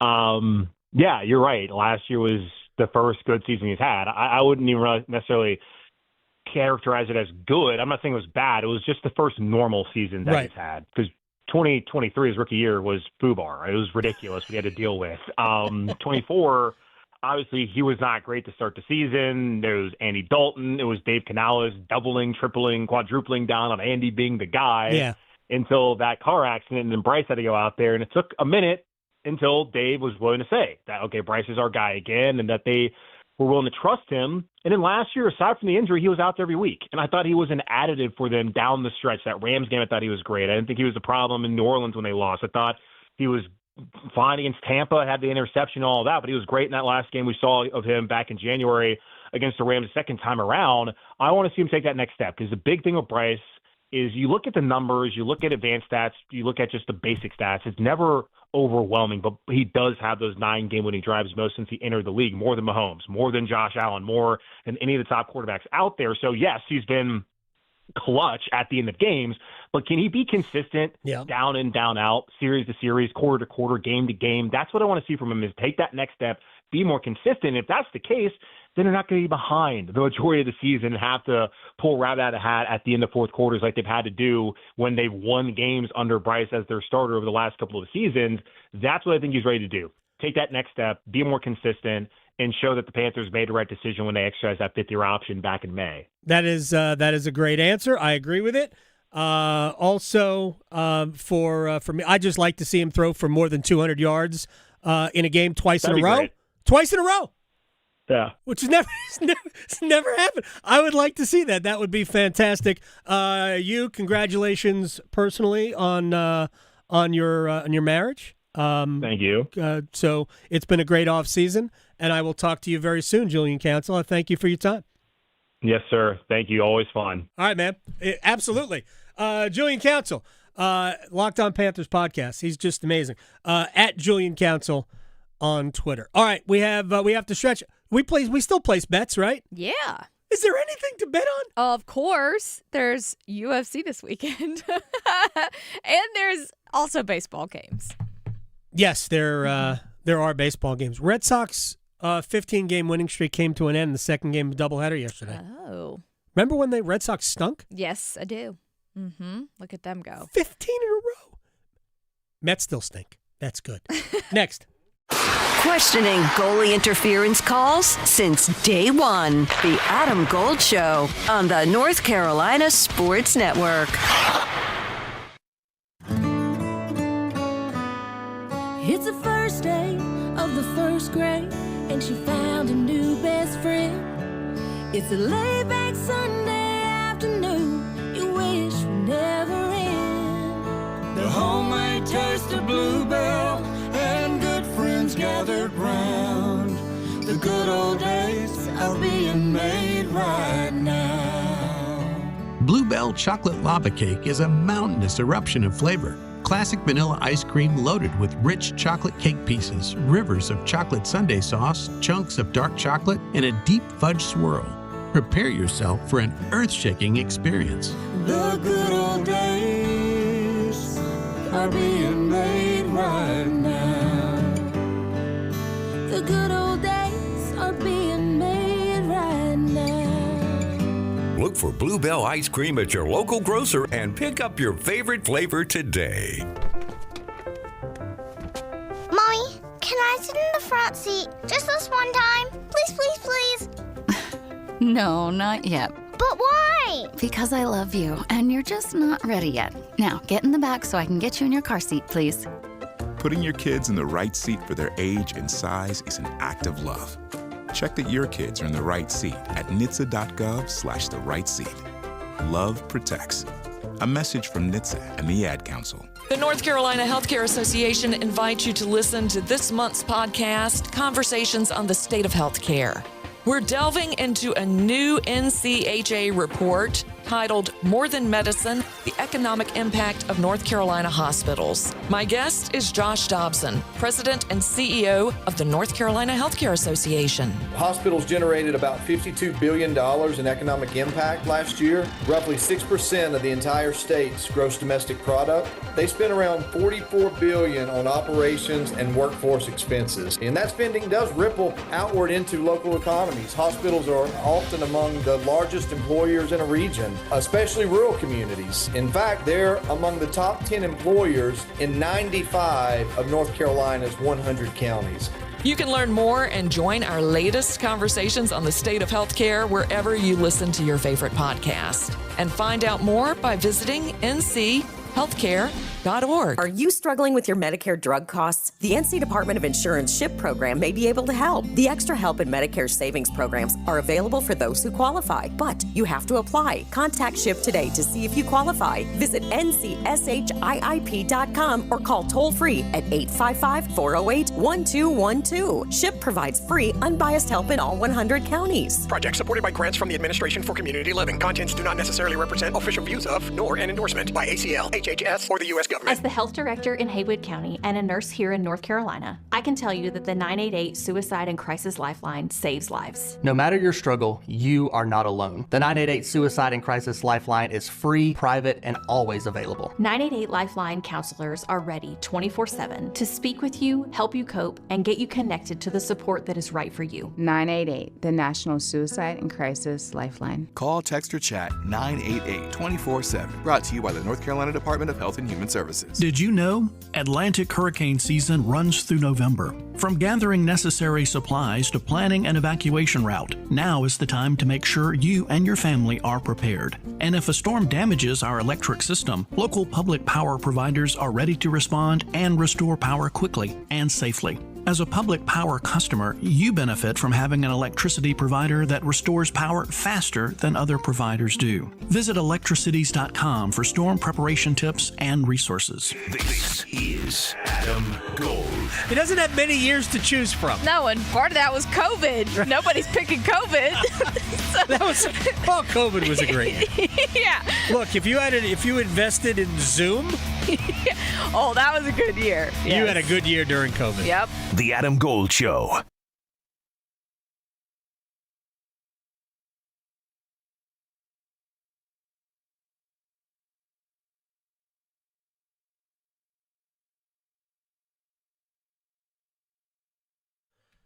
It's the Adam Gold Show. I'm Adam Gold, Victoria, producing the program. We're going to place bets in a moment. Next hour, Bob Harig on golf. We will we'll talk a little bit about the Open Championship, Bryson versus Rory. That got people going over the weekend. Also, tough development. If you are, like, I'm not disparaging Live Golf. I've said my piece about Live. It wasn't good for golf. But we already knew that Live was going to be, disconnected from its funding arm, the public investment firm of Saudi Arabia, going into next year. And it has certainly impacted that tour this year. They've already canceled 2 events. They canceled that event that was going to be in New Orleans. They canceled that. That gave them about a 7-week gap between an official event and the Open Championship, before their next event. So there were going to be events, but in between that and the majors. Anyway, and it looks like they're canceling their season-ending team championship, which was going to be played in Michigan. So they're moving up. I think they only have 2 more events during the season, and they're trying to reconfigure for next year. Don't know what the future is. But we'll talk to Bob Harig about that, among other things, including Ryan Fox championship at Royal Birkdale. Right now, it's time to stretch. So I don't know if you saw this recently, but Tom Brady, he just can't, stay out of the light. He just can't do it, because last Friday, so it's almost been a week, did you see him slapping Logan Paul? Yes. Okay. Can I tell you what my first thought was? Yes. When he did that? Mm-hmm. Something is coming. That was the beginning of promoting something. Oh, yeah. That's the first thing I thought of. I'm sure I wasn't the only one. Yeah. So I'm not saying I could feel... No. Why would he ever... Even though Logan Paul is a fraud. Yeah. In every sense of the word. I mean, a guy does punch people in the face for a living. Why would you slap that guy? Fake punches. To me, the whole thing was fake. Yeah. So now continue your story. Yeah. So if people did not see this, there was an event, Fanatics Fest in New York City, and this is where the slapping took place. And then Sunday, the World Cup final, Brady and Paul apparently were flipping each other off. Yes, they were continuing it. Yes. Verbal shots here, verbal shots there, blah, blah, blah. It's been going back and forth. And my first thought was, is Brady going into wrestling? Yeah. And I think that's where this is headed, because TMZ even says that there indeed are ongoing talks of Brady joining WWE. So we might see him do some kind of shenanigans in the ring. And Dave Portnoy, I know we always we'll hear takes from him every now and again from Barstool Sports. He says he is not down with the latest endeavors, because he said, quote, "What is happening with Tom Brady post-retirement is one of the great downfalls of an icon. This is a legacy that is being lamified. Everything about him is cringy right now to me." And I can't say I don't disagree with him. You're Tom Brady. You don't have to do this. No, he doesn't. Look, we see television personalities, and that's sort of what Brady is becoming. Yes. We see them do this all the time. Yeah. I am not moved one way or the other by this. Yeah. I don't consume wrestling. I'm not knocking it, but I don't consume it. So, fine.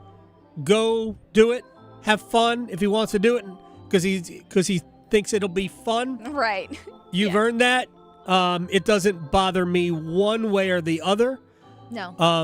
I just wouldn't watch it. I don't care. No, I have no thoughts. Zero.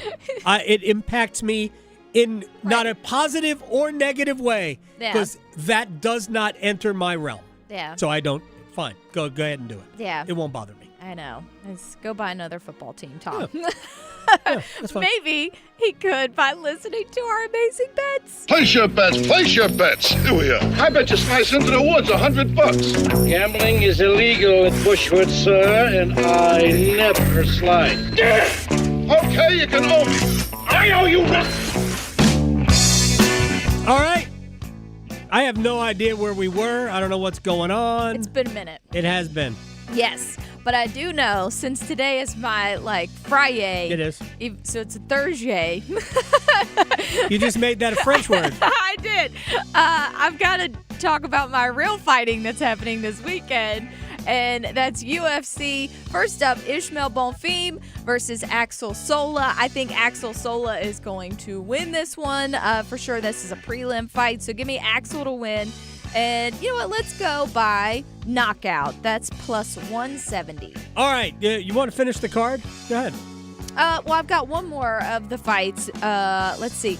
Magomed Ankalaev, he is now the main event because Khalil Roundtree is out. So he is fighting Bogdan Gustov. I think Ankalaev is still going to win this one by knockout. It's minus 160, so put it in a parlay. All but right. you can go because I think my next one might be a Cubbies bet. All right. Toronto hosting Tampa today. Yes. And that game starts in a little over an hour. Yes. I think the Blue Jays are going to win. Shane Bieber is starting. He has not had a great year, but he's been hurt. He just is only, I think this is his sixth start. But give me Toronto over Tampa under 8.5 plus 237. Well, there is no Cubs playing, which is fine because they kind of lost yesterday. So let's go with Detroit Tigers versus the Royals. Give me the Tigers to win at home, and then I will take the over 8.5 is plus 170. All right. Let's do this. I don't really have. There's no other games. It's WNBA All-Star break time. There's nothing else going on, and I don't do Summer League NBA basketball. So how about this? To miss the NFL playoffs, I'm going to give you a long-term future. To miss the NFL playoffs, the Kansas City Chiefs plus 154. To miss the playoffs. Okay.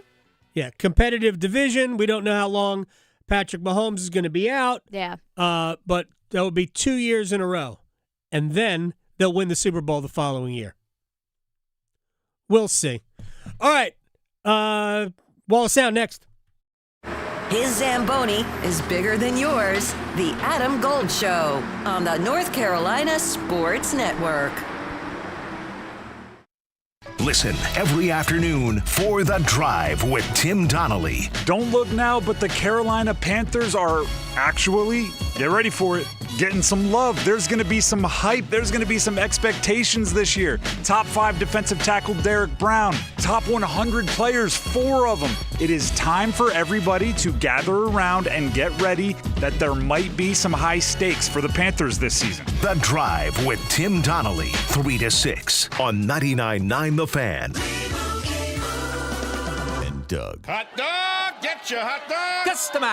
Customize and save with Liberty Mutual. Hey, what are you doing? I like your method. Direct. To the point. A little loud, but... Listen, people don't buy car insurance the same way they do hot dogs. Not yet, but both are customizable. Popcorn! Get your popcorn! Hey, this is a hot dog area. And customize and save area. Get a quote at libertymutual.com or with your local agent. Liberty, liberty, liberty, liberty. It's your turn to play with the new Scratch Off, Fast Play, and Digital Instance games from the North Carolina Education Lottery. Spin your way toward a $200,000 Scratch Off top prize or go for a jackpot with Digital Instance and Fast Play. Plus, enter for a chance to win a VIP trip for 2 to see Wheel of Fortune in L.A. Come on, big money! Must be 18 to play. Approximate overall odds to win range from 1 in 3.76 to 4.31. Problem gambling helpline 877-718-5543. You're listening to the Financial Safari News Network. From Coach Pete's Money Desk, America's wealth coach and author of The Big Book on Retirement, Coach Pete D'Arruda. Coach, what considerations need to go into planning for retirement when you're working with couples? You must have a plan that is self-completing for both of you, not just one of you. I know we always say, well, Harry's going to die first. Well, then Harry outlives everybody by 20 years. So you don't know, right? We one thing I've learned in my years here on this little round planet is you don't know. You don't know what you don't know, and you don't know what's going to happen tomorrow. But I do know what's going to happen tomorrow with the people over the years, the last 31 years of the families I've served. I've put some of the money in aside where they can't lose that money ever and would have a lifetime income. Holistic retirement planning. See what it can look like for you. 888-456-7577, 888-456-7577, or text ZONE to 600-700. Investment advisory services offered by Capital Financial Advisory Group, a North Carolina registered investment advisor. Hey, man, been to Sharky's lately? Yeah, man, I was there last night with you. Oh, yeah. The wings and the burgers are killer. They have so many beers, it's hard to choose, you know? I know. You know, they got trivia on Tuesdays and luck of the draw darts on Sunday, man. I love them both. Yeah, I love that place, man. You know what, man? I think Sharky's may be the best bar in the world. Yeah, I think you're right, man. Let's go grab a beer. Sharky's at the corner of Delta Lake Drive and Durham Road, open 7 days a week. At the V Foundation, V is for victory over cancer. V is for victory over giving up. Don't give up. Don't ever give up. Join our team in the fight against cancer at V.org. Out here, you know the drill. Animals are hungry, dogs are getting muddy, and you just noticed you're low on feed. Stocking up at Tractor Supply is easy on your wallet with our unbeatable prices on select shavings, retriever dog food, and Producer's Pride animal and poultry feed. From backyards to barnyards, we've got everything to keep your pets, animals, and livestock well fed and comfortable with low prices all summer.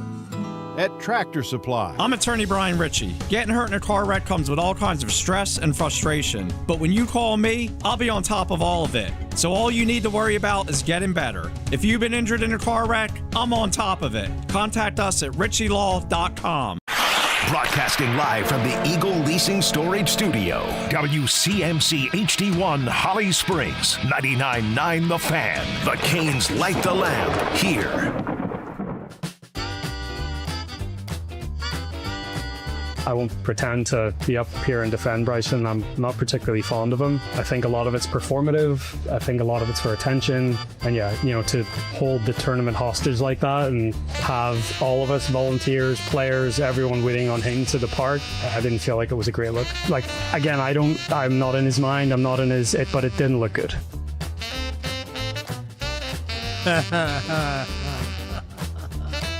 Yeah. I agree with Rory. I do remember, by the way, it's the Adam Gold Show. I am Adam Gold, Victoria, producing the program. She will not be here tomorrow. No. Real quick, promoting tomorrow, Trey Wingo is going to join us. Fun. Yeah, absolutely. And Lee Pace, who has been around Carolina football forever, the University of North Carolina athletics for a long time. Also, super embedded in the state of North Carolina and its golf culture. And he announced that he was essentially retiring from the UNC part of his day-to-day. And I am fairly certain that I have never had a conversation with Lee Pace. But I know how much he means to a lot of you. And so Lee is coming on the show tomorrow to talk about, I guess, his career, how UNC football, UNC, and golf here in the state have shaped him. And I'm looking forward to that conversation. So that's tomorrow on the program. In this hour, tomorrow's show. You're going to miss it, Victoria. I know, but I can catch it on the Best of the Adam Gold Show podcast and YouTube. So, yep. That is about as quality a promotion as, honestly, has ever been made about that entity. Right. Seriously. There you go. I'm going to miss it, but I can still watch it or listen to it. Yes, all of his stuff on YouTube. So Cory Lavalette, right? Mm-hmm. YouTube. Yep. He's up there already. Right. Julian Council. We'll be in just... No, he's up there already, too. Yeah. Well, not podcast form. The audio is a little more difficult. All right. Gotcha. Yeah. So there you go. And Bob Harig, who we're going to talk to in about 13 minutes, he also will be available on the Best of the Adam Gold Show podcast. Of course, we haven't done it yet. No. So it's not available it's not yet. There yet. Mm-mm. It will be live in now about 12 minutes. Yeah. Yeah, so that's very cool. All right, we should do a wall of sound. The wall of sound is a function of this studio. There's no doubt about it. All right, let's get to a couple of things about the Carolina Panthers. Earlier today, tough news for the Panthers. Nick Scorton, knee injury out. Dave Canales, the head coach, on that development. Honestly, I haven't. I was looking at the other side of the field. I just heard him go down. They're going to take him and go get imaging this afternoon, and we'll have more information on it. To see the entire roster kind of come off the field after a drill to go see him, what does that say about how tight this locker room is, but also the magnitude of what this injury could do for this team? Yeah, they care about each other. This is whenever you're in a group of people doing something hard together. It's has a way of creating a special bond, and between all the workouts and going through a full season and an off season and all that, it means something to the guys, and I'm proud of that. I'm proud of the fact that the first thought in guys' minds isn't are we going to have Nick for the season? It's how is Nick, and guys are checking on him. And so again, as we have more information, we'll let you know. Honestly, I haven't. Yeah, that's Dave Canales on Nick Scorton's injury. He would have started opposite of the other side of the field from Jalen Phillips. It's a big blow. Now, hopefully, the Panthers' depth at that position, which wasn't awesome. If Scorton's healthy, you've got Scorton and Jalen Phillips. That's a really good start. And then you're going to still need development from Princely Umanielen. Did I even come close to that? Sounds right. Prince. The edge rusher formerly known as Prince. You're still going to need developing players to come in and be a factor. But now, without Scorton, I wouldn't be surprised if they scoured around the league looking for help as we get deeper into preseason. Anyway, tough break during the first full day of training camp. Now, to the starting quarterback, Bryce Young. There's a lot of people already looking ahead to the opener against Chicago. Bryce is not. Bryce is all about the process. If we start looking ahead this early, that's when we're not able to be at our best. So it's on us to make sure we stay where our feet are, chase our best right now. And then obviously when those challenges come around, we'll focus on those week in and week out. All right. Now, Bryce, I think Bryce, I really do. I like Bryce Young. We don't know what he is yet.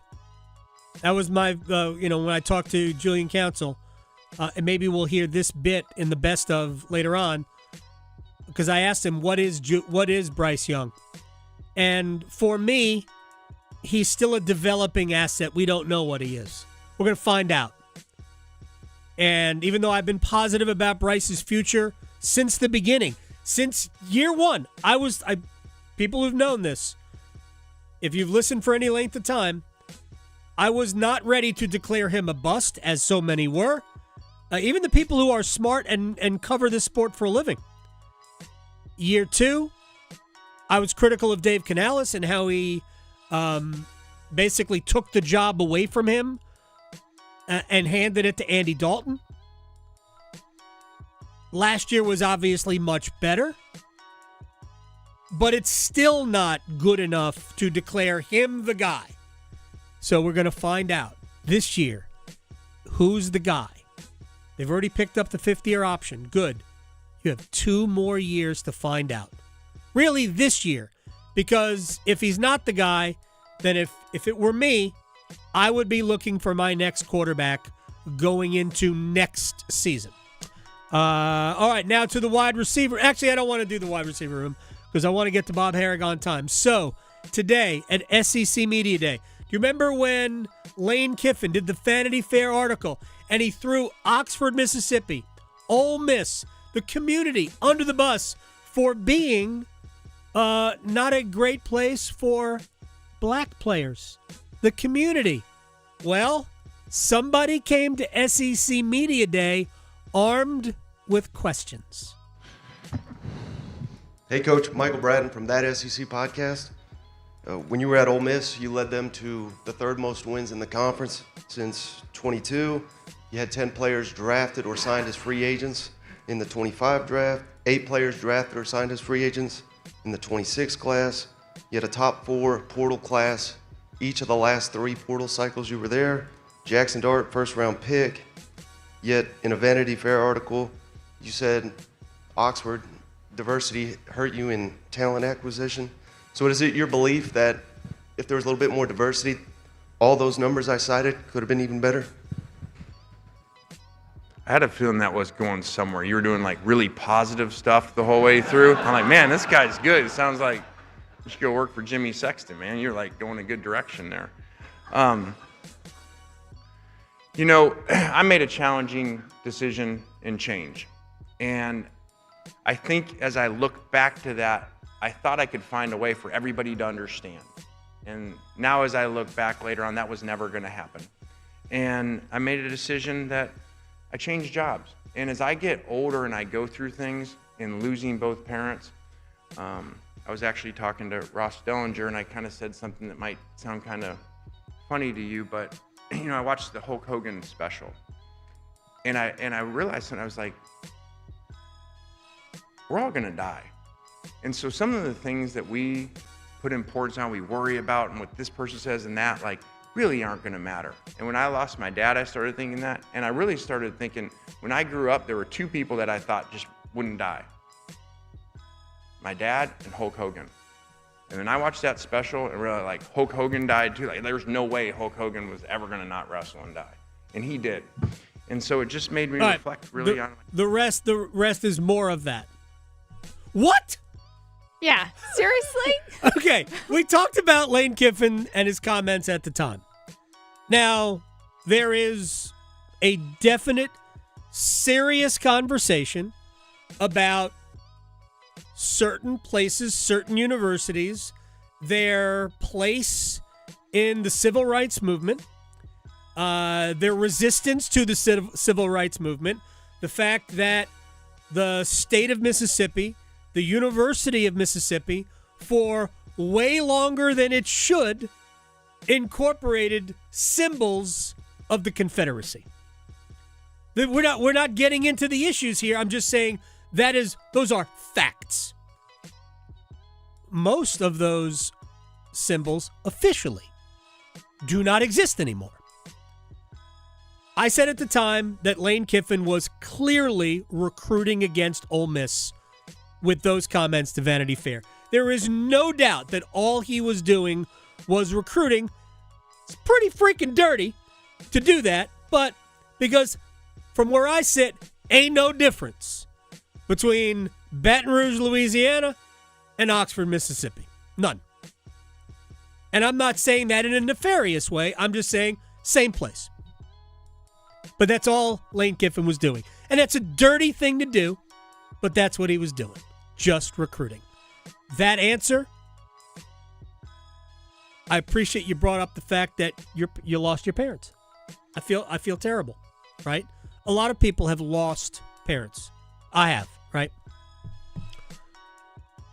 The rest of that is just Lane Kiffin being a dope. Good luck, LSU. All right, Bob Harig covers golf.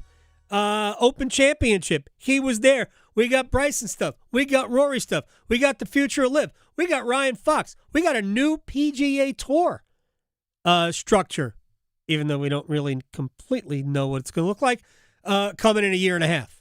Bob Harig joins us next. Asheville to Wilmington, Boone to Durham, The Adam Gold Show on the North Carolina Sports Network. When news breaks, don't wait. WRAL News Plus goes with you everywhere. Weather, traffic, and breaking news, live and local, all day, every day. Listen on 96.5 FM in Durham, 99.3 FM in Raleigh, and throughout the Triangle on 101.5 FM HD3. At home, in the car, at work, or on the go. Stay connected to the Triangle's most trusted newsroom anytime, anywhere. WRAL News Plus. Coverage you can count on. Hi friends, this is Mark Pons from Chapel Hill Tire. There's nothing quite like a North Carolina summer, unless of course your air conditioning decides to stop working. If your AC isn't blowing cold, is making strange noises, or just isn't keeping up with the heat, now's the time to have it checked. This month, take advantage of our summer AC special, save $40, and let our ASC certified technicians make sure you're ready for the hottest days of the year. Schedule your appointment today at chapelhilltire.com and drive happy. You hear that? That's the sound of Pepsi Zero Sugar, the better tasting, more refreshing Zero Sugar Cola. Listen to that endless pour. If it sounds this good, just imagine how it tastes. So good. Pepsi Zero Sugar. Let your taste decide. Head to Refuel for great deals on all your favorite Pepsi products. Stock up on Pepsi at Refuel today. At Wake Orthopedics Urgent Care, we spend days, nights, and weekends in 3 convenient locations providing specialized care for kids and adults.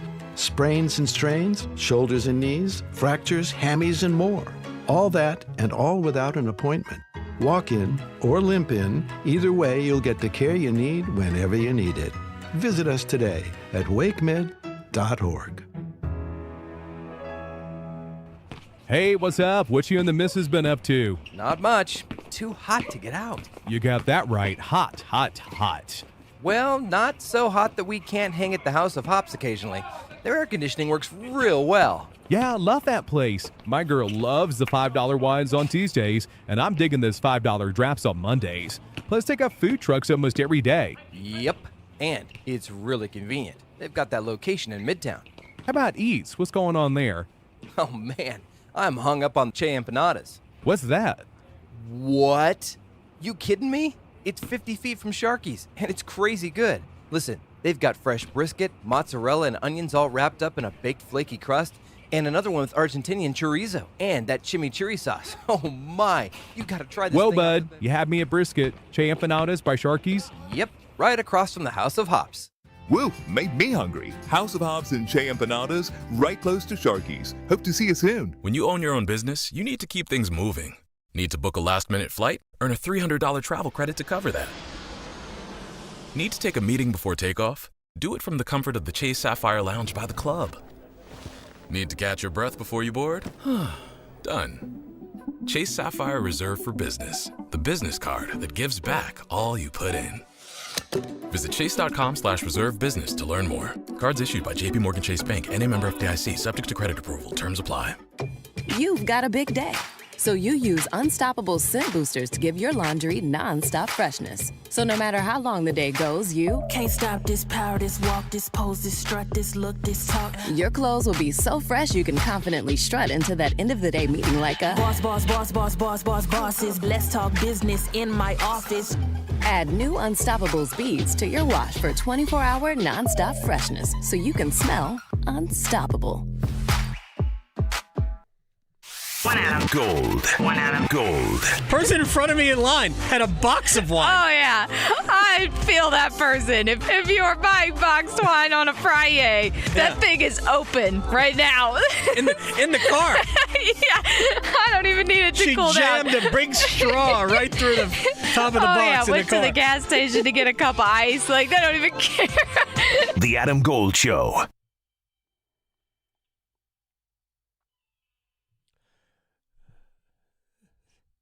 It's the Adam Gold Show. Wait a second. What am I doing? It's the Adam Gold Show. I'm Adam Gold. You're just a little rusty. Hey, you had look, some time off. I love Eurythmics. Oh, me too. Yeah. We have a theme today? I mean, unintentionally, I figured I'd go with it since it's raining all the time. So, yeah. We need rain. We do. All about it. Just a couple of weeks ago, played golf, and it was early in July. Hadn't had any rain here. The guy I talked to at the golf course, we're just trying to keep the grass alive. Yeah. That's real. All we're doing. We're not feeding it. Yep. We're just trying to keep it alive. Well, it's been so bad. I think this area, if you're in the Raleigh area, we just got out of the extreme drought level. We're just now in severe. We're just in severe. Yeah. And we're getting rain all day, and we're gonna have I know we've had rain. We have rain coming later this week as well. It was dry over at the Open Championship. What a transition. So many good ones today. Bob Harig, Daily Drive, joins us now on the Adam Gold Show. And we're going to get into maybe some wispy fescue in a second, but let's start with the champion. We don't always do that. Ryan Fox. What is the best thing about a Ryan Fox? And this is different, I think, from an Aaron Rye. What is the best thing about a Ryan Fox winning the Open Championship? Well, Adam, thank you. The best thing is he is a champion of playing fast. and in pro golf today, that is a really tough thing. Nobody plays fast.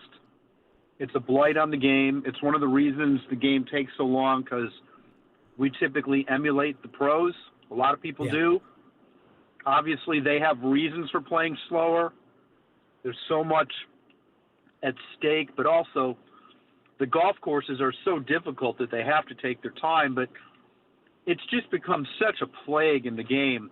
And to see somebody step up and just look at it and hit it is really refreshing. You know, like, I don't know how you were watching on Sunday, or if you were, but depending on the broadcast outlet, they damn near missed the winning putt because Sam Burns had a chance to tie the clubhouse lead, which is what he was on. He had an 18-20-footer for birdie, and he knocked it up there, and he missed, and he had like a 2-footer that he decided to finish. Yep.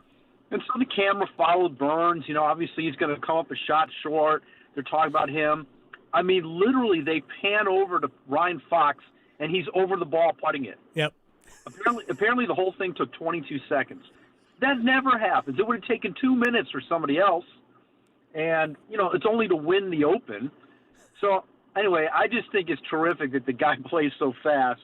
And, look, he seems like a really good guy, too. Yep. And doesn't really fit the mold. You know, he's older. He's not had much success at all in majors. You know, Aaron Rye is a little bit the same way. Aaron Rye is a great guy, by the way. But no, Aaron Rye is on the other side of the scale when it comes to fast play. He is very methodical. Yes. Very slow. But nonetheless, I think I hope they both do well, because I think they're really good stories, both of them. Bob Harig, Daily Drive, joining us here. Butch is on Substack. He's also Sirius XM here on the Adam Gold Show. That's where I was hoping you would go. I didn't want to steer you there. He is a very fast player. And just to point for people who do not know, it wasn't like the winning putt was like a 3-footer, right? It wasn't like something that you could just basically with your eyes closed make. It was about a 10-footer or so that he had to make to win. But that's the way he is with everything. And I also thought that in that situation, I would say 75% of players would have played it more conservatively so they would make par, because it was one of the most difficult holes on the golf course. It might have been the most difficult in the final round. There were only, I think that was the 6th birdie all day long on 18. And a lot of players, because it was a hard hole to drive, would have probably played more conservatively off the tee and played, hey, if I make birdie, great, but I'm going to make sure I make par and take my chances in a playoff. But he attacked it, hit maybe the best drive he hit all week, right down the middle, left himself with a short iron in, hit the ball exactly where he needed to be, and gave himself a great chance to make birdie, and he won. That's the other element about that I loved so much. Yeah, that's a great description of it. He said, first of all, you talked about the putt, which obviously wasn't a gimme. I don't think there's hardly anybody thought he was going to make it. He had a pretty good look on 17 to go up by 1, and he didn't make that one. And you're sitting there going, look, he's not been in this position. You're going to probably just try to play it smart, get yourself in the playoff. The 18th hole was difficult. Look, it was a fine line. What happened to Cam Young, his drive was not far off the line that Ryan Fox had, earlier in the day. But his was a little bit more to the right, and it kicked into that bunker, and he ended up making bogey, whereas Ryan Fox was a little bit to the left, and obviously he striped it. He hit it 330. Yeah. And like you said, but his attitude was, he told his caddy, I'm going for it right now, and I can live with it if I mess it up. He wasn't going to just play safe, play conservative, and good for him. Yep. You know, I think that was sometimes it's just better to go for it, and I think that was a great example of that right there. And of course the 9-iron from 175. I memean, there's no guarantee you're going to knock that to 10 feet either. And that's what he did. Yep. Look, I'm thrilled that he won. It's it's a great victory for the everyman in the sport. And I would just like Bryce and DeChambeau is an everyman. Bob Harig is joining us here on the Adam Gold Show. So let's dig into that. 2-stroke penalty. That was the absolute scenes. I did not see it live on the 5th hole, and we didn't really know about it until after the round. But what was your view of how that was handled by the R&A? And I guess the first part of that was, do you think the penalty was correct? Well, in the end, I think it was correct because all the rules experts I've consulted, and I've consulted several, basically said when you first see it, there's a red flag immediately. Mm-hmm. Like the way he was walking around by the ball is bad. And so then when you look at it closer and you see where the ball is and how his swing went, the rules experts seem to be in agreement that was something that you absolutely had to look at and was a problem. The problem with the story is that most people are not rules experts, and I don't consider myself one, even though this is what I do. I find it very difficult sometimes to stay on top of the rules and how they're applied. And when this first came down,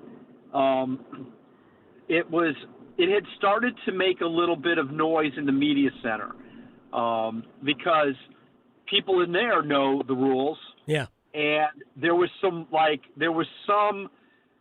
chatter like, I wonder if the R&A is going to look at this. I wonder if they're aware of it. And it's been erroneously reported that it was called in. Mm-hmm. You can't do that anymore. That is not allowed.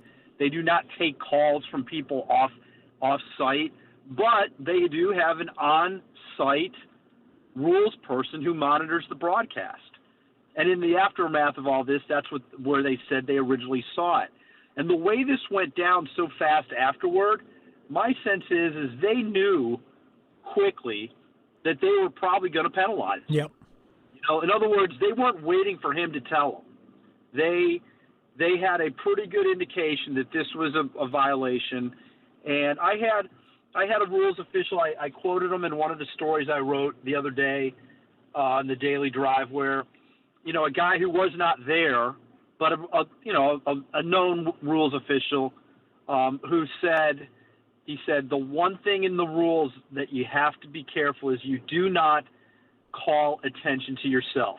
You do not do something that looks bad. Mm-hmm. And he said he was stomping around by the ball. He was just careless. He said, I'm not accusing him. He goes, but one thing that's been lost in the game today, some of this has to do with some of the new rules, like it used to be if you stepped on your golf ball, it was a penalty. Mm-hmm. Now it's not. If you do that inadvertently, you don't get penalized. You just put the ball back where it was. Well, I think what's happened because of that is guys go in there a lot more aggressively. They realize I'm not going to get in trouble. Mm-hmm. I'm not going to penalize myself. But what they do is they don't take care around the ball. And Scheffler's comments on Sunday about this were really good in that he said, look, when I was a kid coming up, you tried to understand where the line was with the rules. And you did your best to stay well behind the line. You did not want to come close to that line. And he goes, now what's happened is guys are getting too close to the line and they're crossing it. Mm-hmm. I thought that was an excellent way to put it. It's sort of like you're being a little bit too aggressive. It's like running a red light. You know, like, Yes. yeah, you can get away with that, but if you see yellow, you probably better stop. You know, but what happens? A bunch of us, we get in that middle zone and we go through it. That's kind of what Bryson was doing there, I think. And it's not just him. Right. It's a lot of guys. They're way too cavalier around the ball. In golf, it's certainly at the highest level, the golf ball is sacred. You don't touch it. You don't cause it to move. You certainly don't pick it up. And so you need to tread carefully around it, and he really didn't. You know, and that's where it's a shame that, like, maybe they didn't let the spotters get over there, look more for it. And, you know, the ball was way offline. He was I believe he was in a penalty area, which is another aspect of this. Back in the day, if your ball was in a hazard, not just a bunker, but any red-lined hazard, you couldn't ground your club. Right. Well, that's changed. Like, you are allowed to do that now in a penalty area. Not so much to put your club behind the ball, but the rules are different. It was done so that you couldn't test the ground. Now guys are doing that. It's all a little bit disconcerting, and I hate that he got the penalty because I thought while obviously it's a big story, it would have been a great story if Bryson goes into the weekend one shot behind. Right. You know, instead this became the story. I don't think he acted very well. No. You know, the other thing in golf is, unlike, you know, arguing with a baseball umpire and the manager getting tossed or whatever, in golf, you might argue your case with the referee, but when he makes a decision, you accept it and move on. And as mad as you might be about it, you have to do that. And he didn't do that. And obviously it led to these discussions still, you know, 6 days later. We're running out of time here with Bob Harig. I want to ask you real quick a follow-up to that about Rory McIlroy, who said essentially what you said at the beginning, is that when Rory said he was watching it live with Bryson on the fifth hole. They were on opposite sides of the draw. Rory had already played. He was watching Bryson live, and he said he was watching it with other players, and immediately he goes, well, that didn't look right.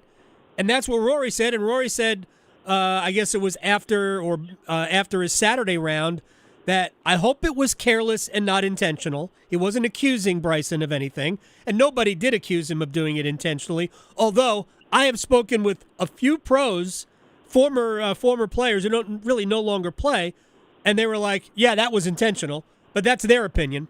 I'm not going there. But it was clearly something that, at the very least, approached that line that you were talking about. And these pros also have talked about the erosion of the rules. And we're approaching an era of golf where players are trying to get away, some, not all, and maybe a very small number, where players are trying to get away with things like we see in other sports. We just watched the World Cup, or flopping in basketball, that players are trying to get away with breaches of the rules, as opposed to a guy like Brian Davis, who wasn't sure he committed a violation of a rule in a playoff and still called it on himself and sacrificed potentially winning at Hilton Head, I don't know, about 15 years ago. So do you sense that in the sport now? I don't think there's any question. I think this goes along with it. Look, part of it is the governing bodies, the rules people. I've used this example several times. The referees, the officials, they usually side with the player. Almost always. Like, if there is a question, if there's doubt, they're going to take the player's word for it. And there's no better example of that than a couple of years ago at the Masters, when Brooks Koepka looked like he clearly gave advice to Gary Woodland by flashing his hand, which showed what club he hit. Right. And look, this is kind of a common thing among caddies. It's like a badge of honor. They help each other. A player's allowed to look in the bag, all right? But you're not allowed to tell another player what you did. It's called giving advice. And almost anybody who follows the rules said that was a violation, and the Masters did not penalize him. The whole thing with Tiger all those years ago with the drop. Yes. The reason that came up is because they were alerted to a possible rules violation, and they elected not to tell Tiger. And then after the fact, after Tiger himself implicated himself, the reason they went through all those gymnastics to keep him in the tournament is because they knew that they were given that information and they didn't relay it. It's not a gotcha situation.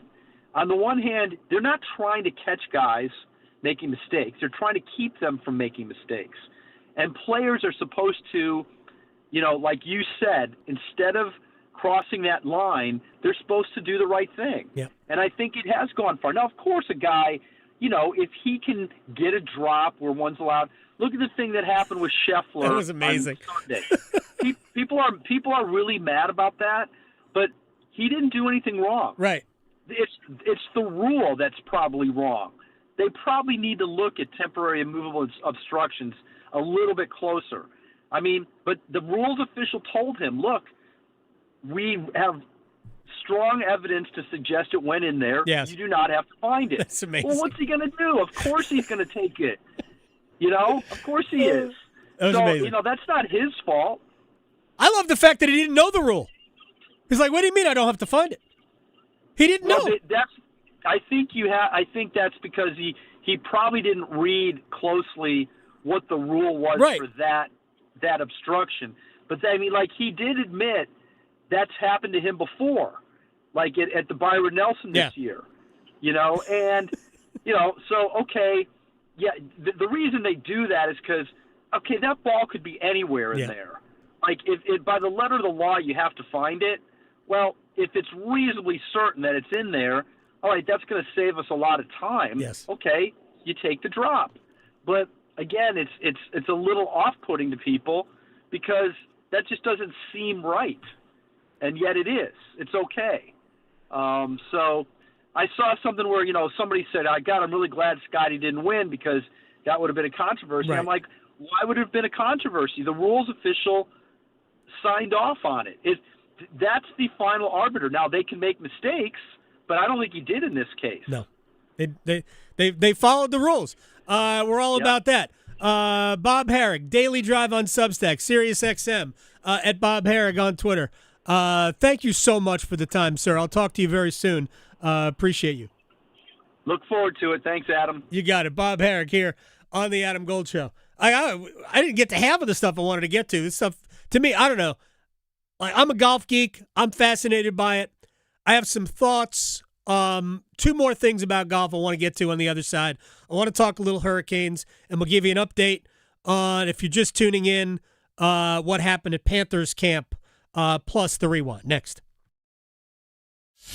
Because your fantasy football team needs all the help it can get, the Adam Gold Show on the North Carolina Sports Network. Your child's doctor shares your goals, a healthy future for your child. Doctors recommend vaccines throughout childhood because they protect what matters most: your child's future from preventable disease and serious illness. Discuss any questions you have and check that your child is up to date and talk about any concerns. You're right to have questions. Get real answers. Start a conversation with your doctor today. Visit vaccinesforkids.nc.gov. Paid for by NCDHHS. It's the first day of the first grade, and she found a new best friend. It's a laid-back Sunday afternoon you wish would never end. The homemade taste of Bluebell and good friends gathered round. The good old days are being made right now. Bluebell Chocolate Lava Cake is a mountainous eruption of flavor. Classic vanilla ice cream loaded with rich chocolate cake pieces, rivers of chocolate sundae sauce, chunks of dark chocolate, and a deep fudge swirl. Prepare yourself for an earth-shaking experience. The good old days are being made right now. The good old days are being made right now. Look Look for Bluebell ice cream at your local grocer and pick up your favorite flavor today. You can't escape a traffic jam. Know what else you can't escape? Seasonal allergies. And you might think you can avoid that coffee stain until... Oh, really? You can't escape a lot of things in life, but you can escape prediabetes. Prediabetes captures 1 in 3 adults. There are usually no signs of prediabetes. In fact, most people don't even know they have it. But with early diagnosis, you can change the outcome and prevent or delay type 2 diabetes. Take action by taking the 1-minute risk test at doihaveprediabetes.org. You might not be able to escape having this song stuck in your head, but you can escape prediabetes. Go to doihaveprediabetes.org today.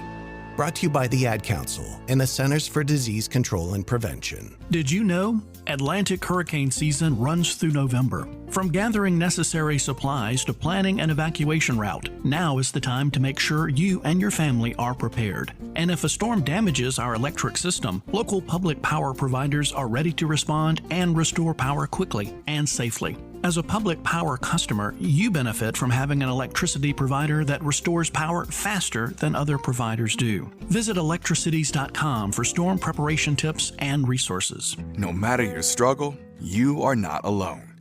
The 988 Suicide and Crisis Lifeline is free, private, and always available. If you feel lonely, isolated, anxious, or overwhelmed, help is here all day and night. Call, text, or chat 988. Without cost, without judgment, and without waiting for an appointment. You'll get support that can make a difference. Brought to you by the North Carolina Department of Health and Human Services. If you want the nation's best auto insurer, look no further than North Carolina Farm Bureau Insurance. Rated #1 in Crash Network's Insurer Report Card 7 years in a row, we're the only insurer in the nation to receive an A+ rating from auto body shops. Our philosophy is simple. Be fair, be quick, be the best. North Carolina Farm Bureau Insurance. Helping you is what we do best. One Adam Gold. One Adam Gold. I told Jack in the car, you know what the word of the year is? He goes, what? I said it's 6-7. He just laughed. I know. It just means nothing, and that's fantastic that it's now the word of the year. What a country. Can we bring back cool story, bro? That way, like, us millennials can be like, yeah, cool story, bro. I would love The Adam Gold Show.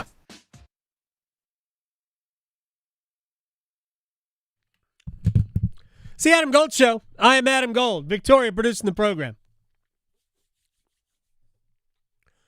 All right, we got 15 or so minutes left. I want to get to as many things as I can. A little bit of a rewind to help us through it. We'll get to the Panthers in a minute.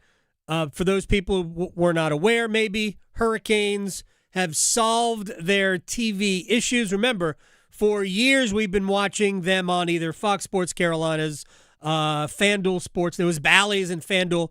And ultimately, several years back, Fox Sports Carolinas was, I think, purchased by parent company, purchased by ESPN, who then flipped it to Diamond Sports, Main Street. I don't even know what it was called. Anyway, that company, Bally's and FanDuel, were both title sponsors. That's all they were.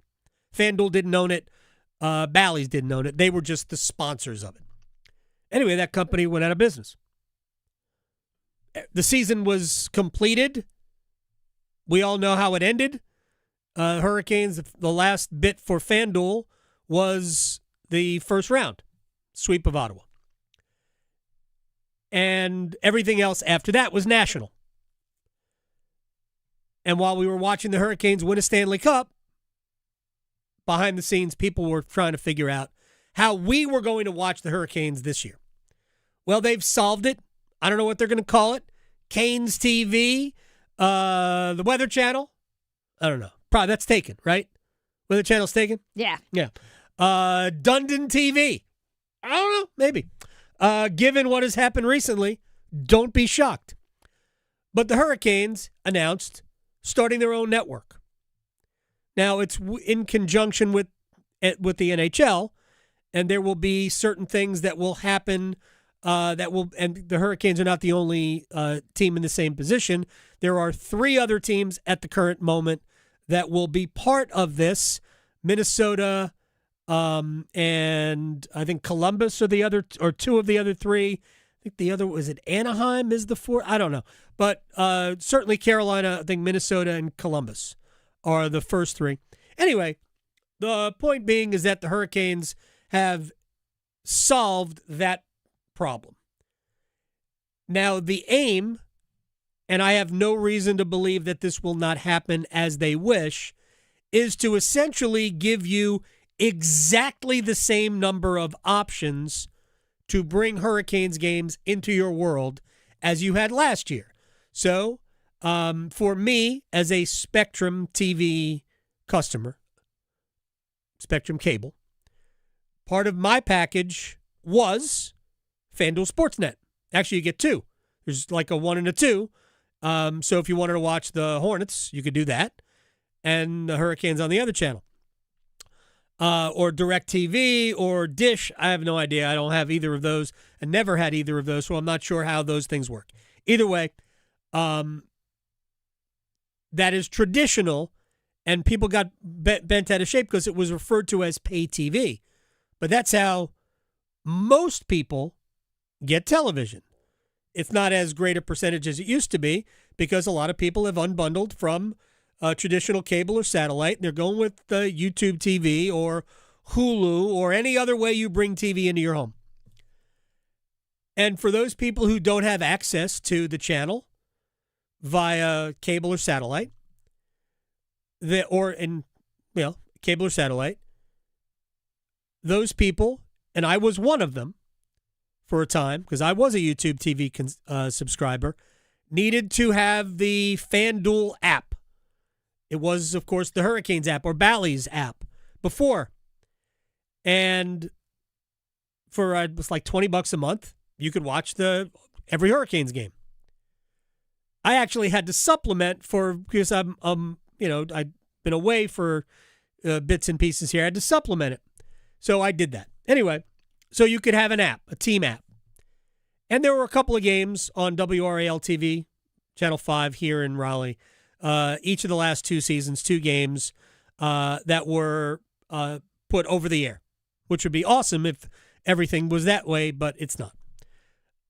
So that the Hurricanes' plan is to have this year be identical to last year. And we'll see how that goes. I think that is going to happen.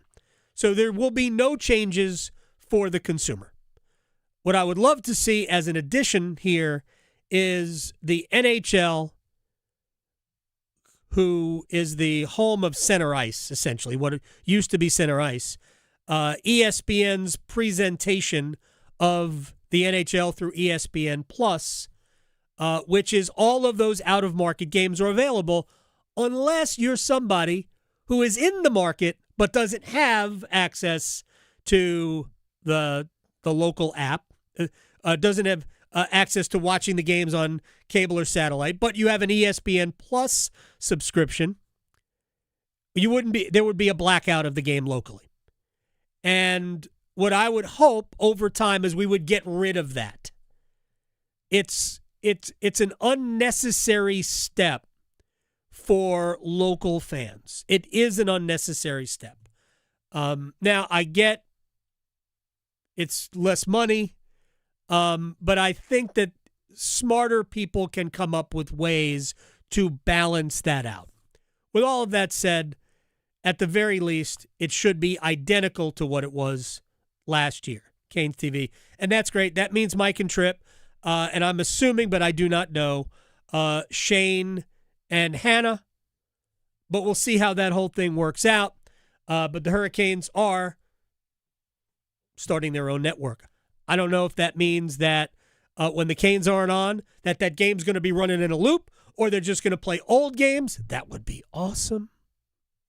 Yeah, just rerun this past season. Yeah, run the playoffs. Yeah. Which, by the way, on NHL Network, all throughout the playoffs, they were just rerunning games. I watched every game of the Stanley Cup, seriously, like 3 times on NHL Network. Is just absolutely awesome. All right, that's Canes TV. That would be tremendous. There's nothing really to report in terms of Hurricanes and players.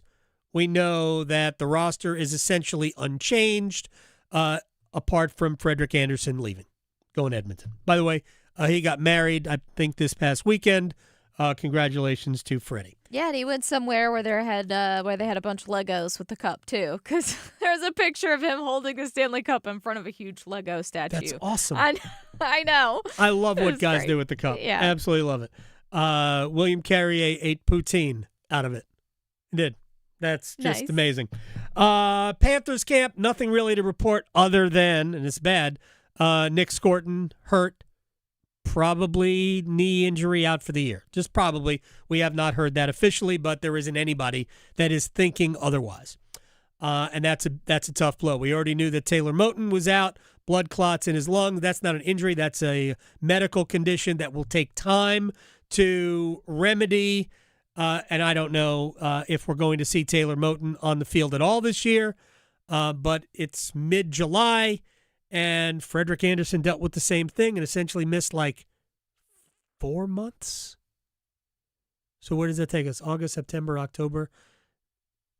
If it's the same time frame, mid-November, that would be probably best case scenario. I don't know. And it's probably foolish for me to even say that. But that's tough. J.C. Horn's injury suffered a cut in his foot. He's got stitches. He'll be fine. He'll be back. But no Scorton, and for the most part, no Taylor Moton. Now, very quickly, I wanted to kind of put a bow on my conversation with Bob Harig, Daily Drive. We didn't even mention his book. I feel bad. Tiger versus Jack. Go check it out. Because with Bryce and DeChambeau, everything is more volatile. In many ways, and I brought this up earlier, Caitlin Clark, same thing. We can't have a normal conversation regarding Caitlin Clark without, very, very strong political feelings infiltrating the conversation. And in some case, we're talking about actual politics, and in some case, we're talking about just political forces at work. And I think maybe both of those become true with Bryson. For me, when I saw it, and I did not see it live, I saw it, I'm like, oh, that's a penalty. It's 2 strokes. Why are we complaining about this? Why are we arguing over it? It's 2 strokes? I only heard about it well after the fact. Right? This was well after Friday's round was over, and I'm watching the display that Bryson was putting on as he was arguing with RNA officials about whether or not he should be penalized. They indulged him. They drove out from the scoring tent or trailer. They drove out to the scene of the crime, so to speak, to allow him to try to argue why. Folks, the way he approached his golf ball, the way he stood behind it and trampled down the grass, the long grass, whether it was intentional or not, doesn't matter. It also doesn't matter whether or not he actually improved his swing path. Those 2 factors do not matter. It only matters what happened. That much I know. And it was clear to me, intentional or otherwise, that pretty strong likelihood that his swing path was made easier by what he did. Again, doesn't matter if it was intentional or not. It happened. By the way, I have spoken to several former players, other people around the game. 0 of them said he shouldn't have been penalized. Every single one of them said, yeah, that's 2-stroke penalty. What really bothered me about that whole scene was the way Bryson acted. It was a child throwing a tantrum. That's what it was. He did everything but jump up and down and stomp his feet. I'm not talking about, and I'm not attacking him for what he did. I was appalled, not the right word, because I was sort of entertained by how he reacted, which was, I've seen players who disagreed with rulings before. I have never seen that. That was a child throwing a tantrum. Right down to, well, I'm just not going to play tomorrow, which he said to the official at the time. I'm just not going to play tomorrow. And we didn't know, like, what? We did not know whether or not Bryson would make his Saturday tee time. We weren't sure. Which is like, is this real life? Bryson has an overinflated sense of self. Bryson is, and I've said this before, of all the players who left for the LIV Tour, of all of them, every single one of them, Bryson was the only one that the PGA Tour felt. Every single other player, including Jon Rahm and Brooks Koepka, all of those players who went to LIV, none of them mattered to the PGA Tour's bottom line. Bryson did. Because Bryson is eyeballs. But, and I think at some point when LIV eventually goes away and it is on absolute life support, when LIV goes away, in my opinion, the PGA Tour should sit down with Bryson. He's got to pay fines, got to do all of those things because you're not going to treat him any differently than you treated Brooks Koepka or Patrick Reed. That Bryson should come back to PGA Tour golf. It would be the best for the PGA Tour. But the way Bryson conducted himself was a clown show. And then everything that surrounded that on social media, I got nothing for that. Nothing for that. Rory McIlroy was right when Rory said after his Saturday round that Bryson was performative. He thought it was a penalty. That it could have been a penalty immediately. And then he said, I don't like Bryson. I'm not fond of him. I thought it was all performative. People attacked Rory. I promise you this. He speaks for about 75% of the players on tour. Promise. Rory just doesn't care about the ramifications for saying it. And maybe that puts people off. Victoria, thank you. Have a good weekend. Bye, everybody. Still arguing whether hockey or golf has the tougher dress code? The Adam Gold Show on the North Carolina Sports Network. Excuse me, you think you could spare a square? Sorry, what? A square on your smartphone. Oh, yeah, for the 99.9 The Fan app. Exactly. Listen to your favorite hosts, teams, and live sports action. The Carolina Hurricanes are the best team in the NHL. They won the 2026 Stanley Cup. And every podcast episode at your fingertips, anytime, anywhere. Available for Apple iPhone and Android phones. Download the 99.9 The Fan app today. O'Reilly. Right now at O'Reilly Auto Parts, get one free set of Brake Best Select brake pads when you buy two Brake Best Select brake rotors, or get one free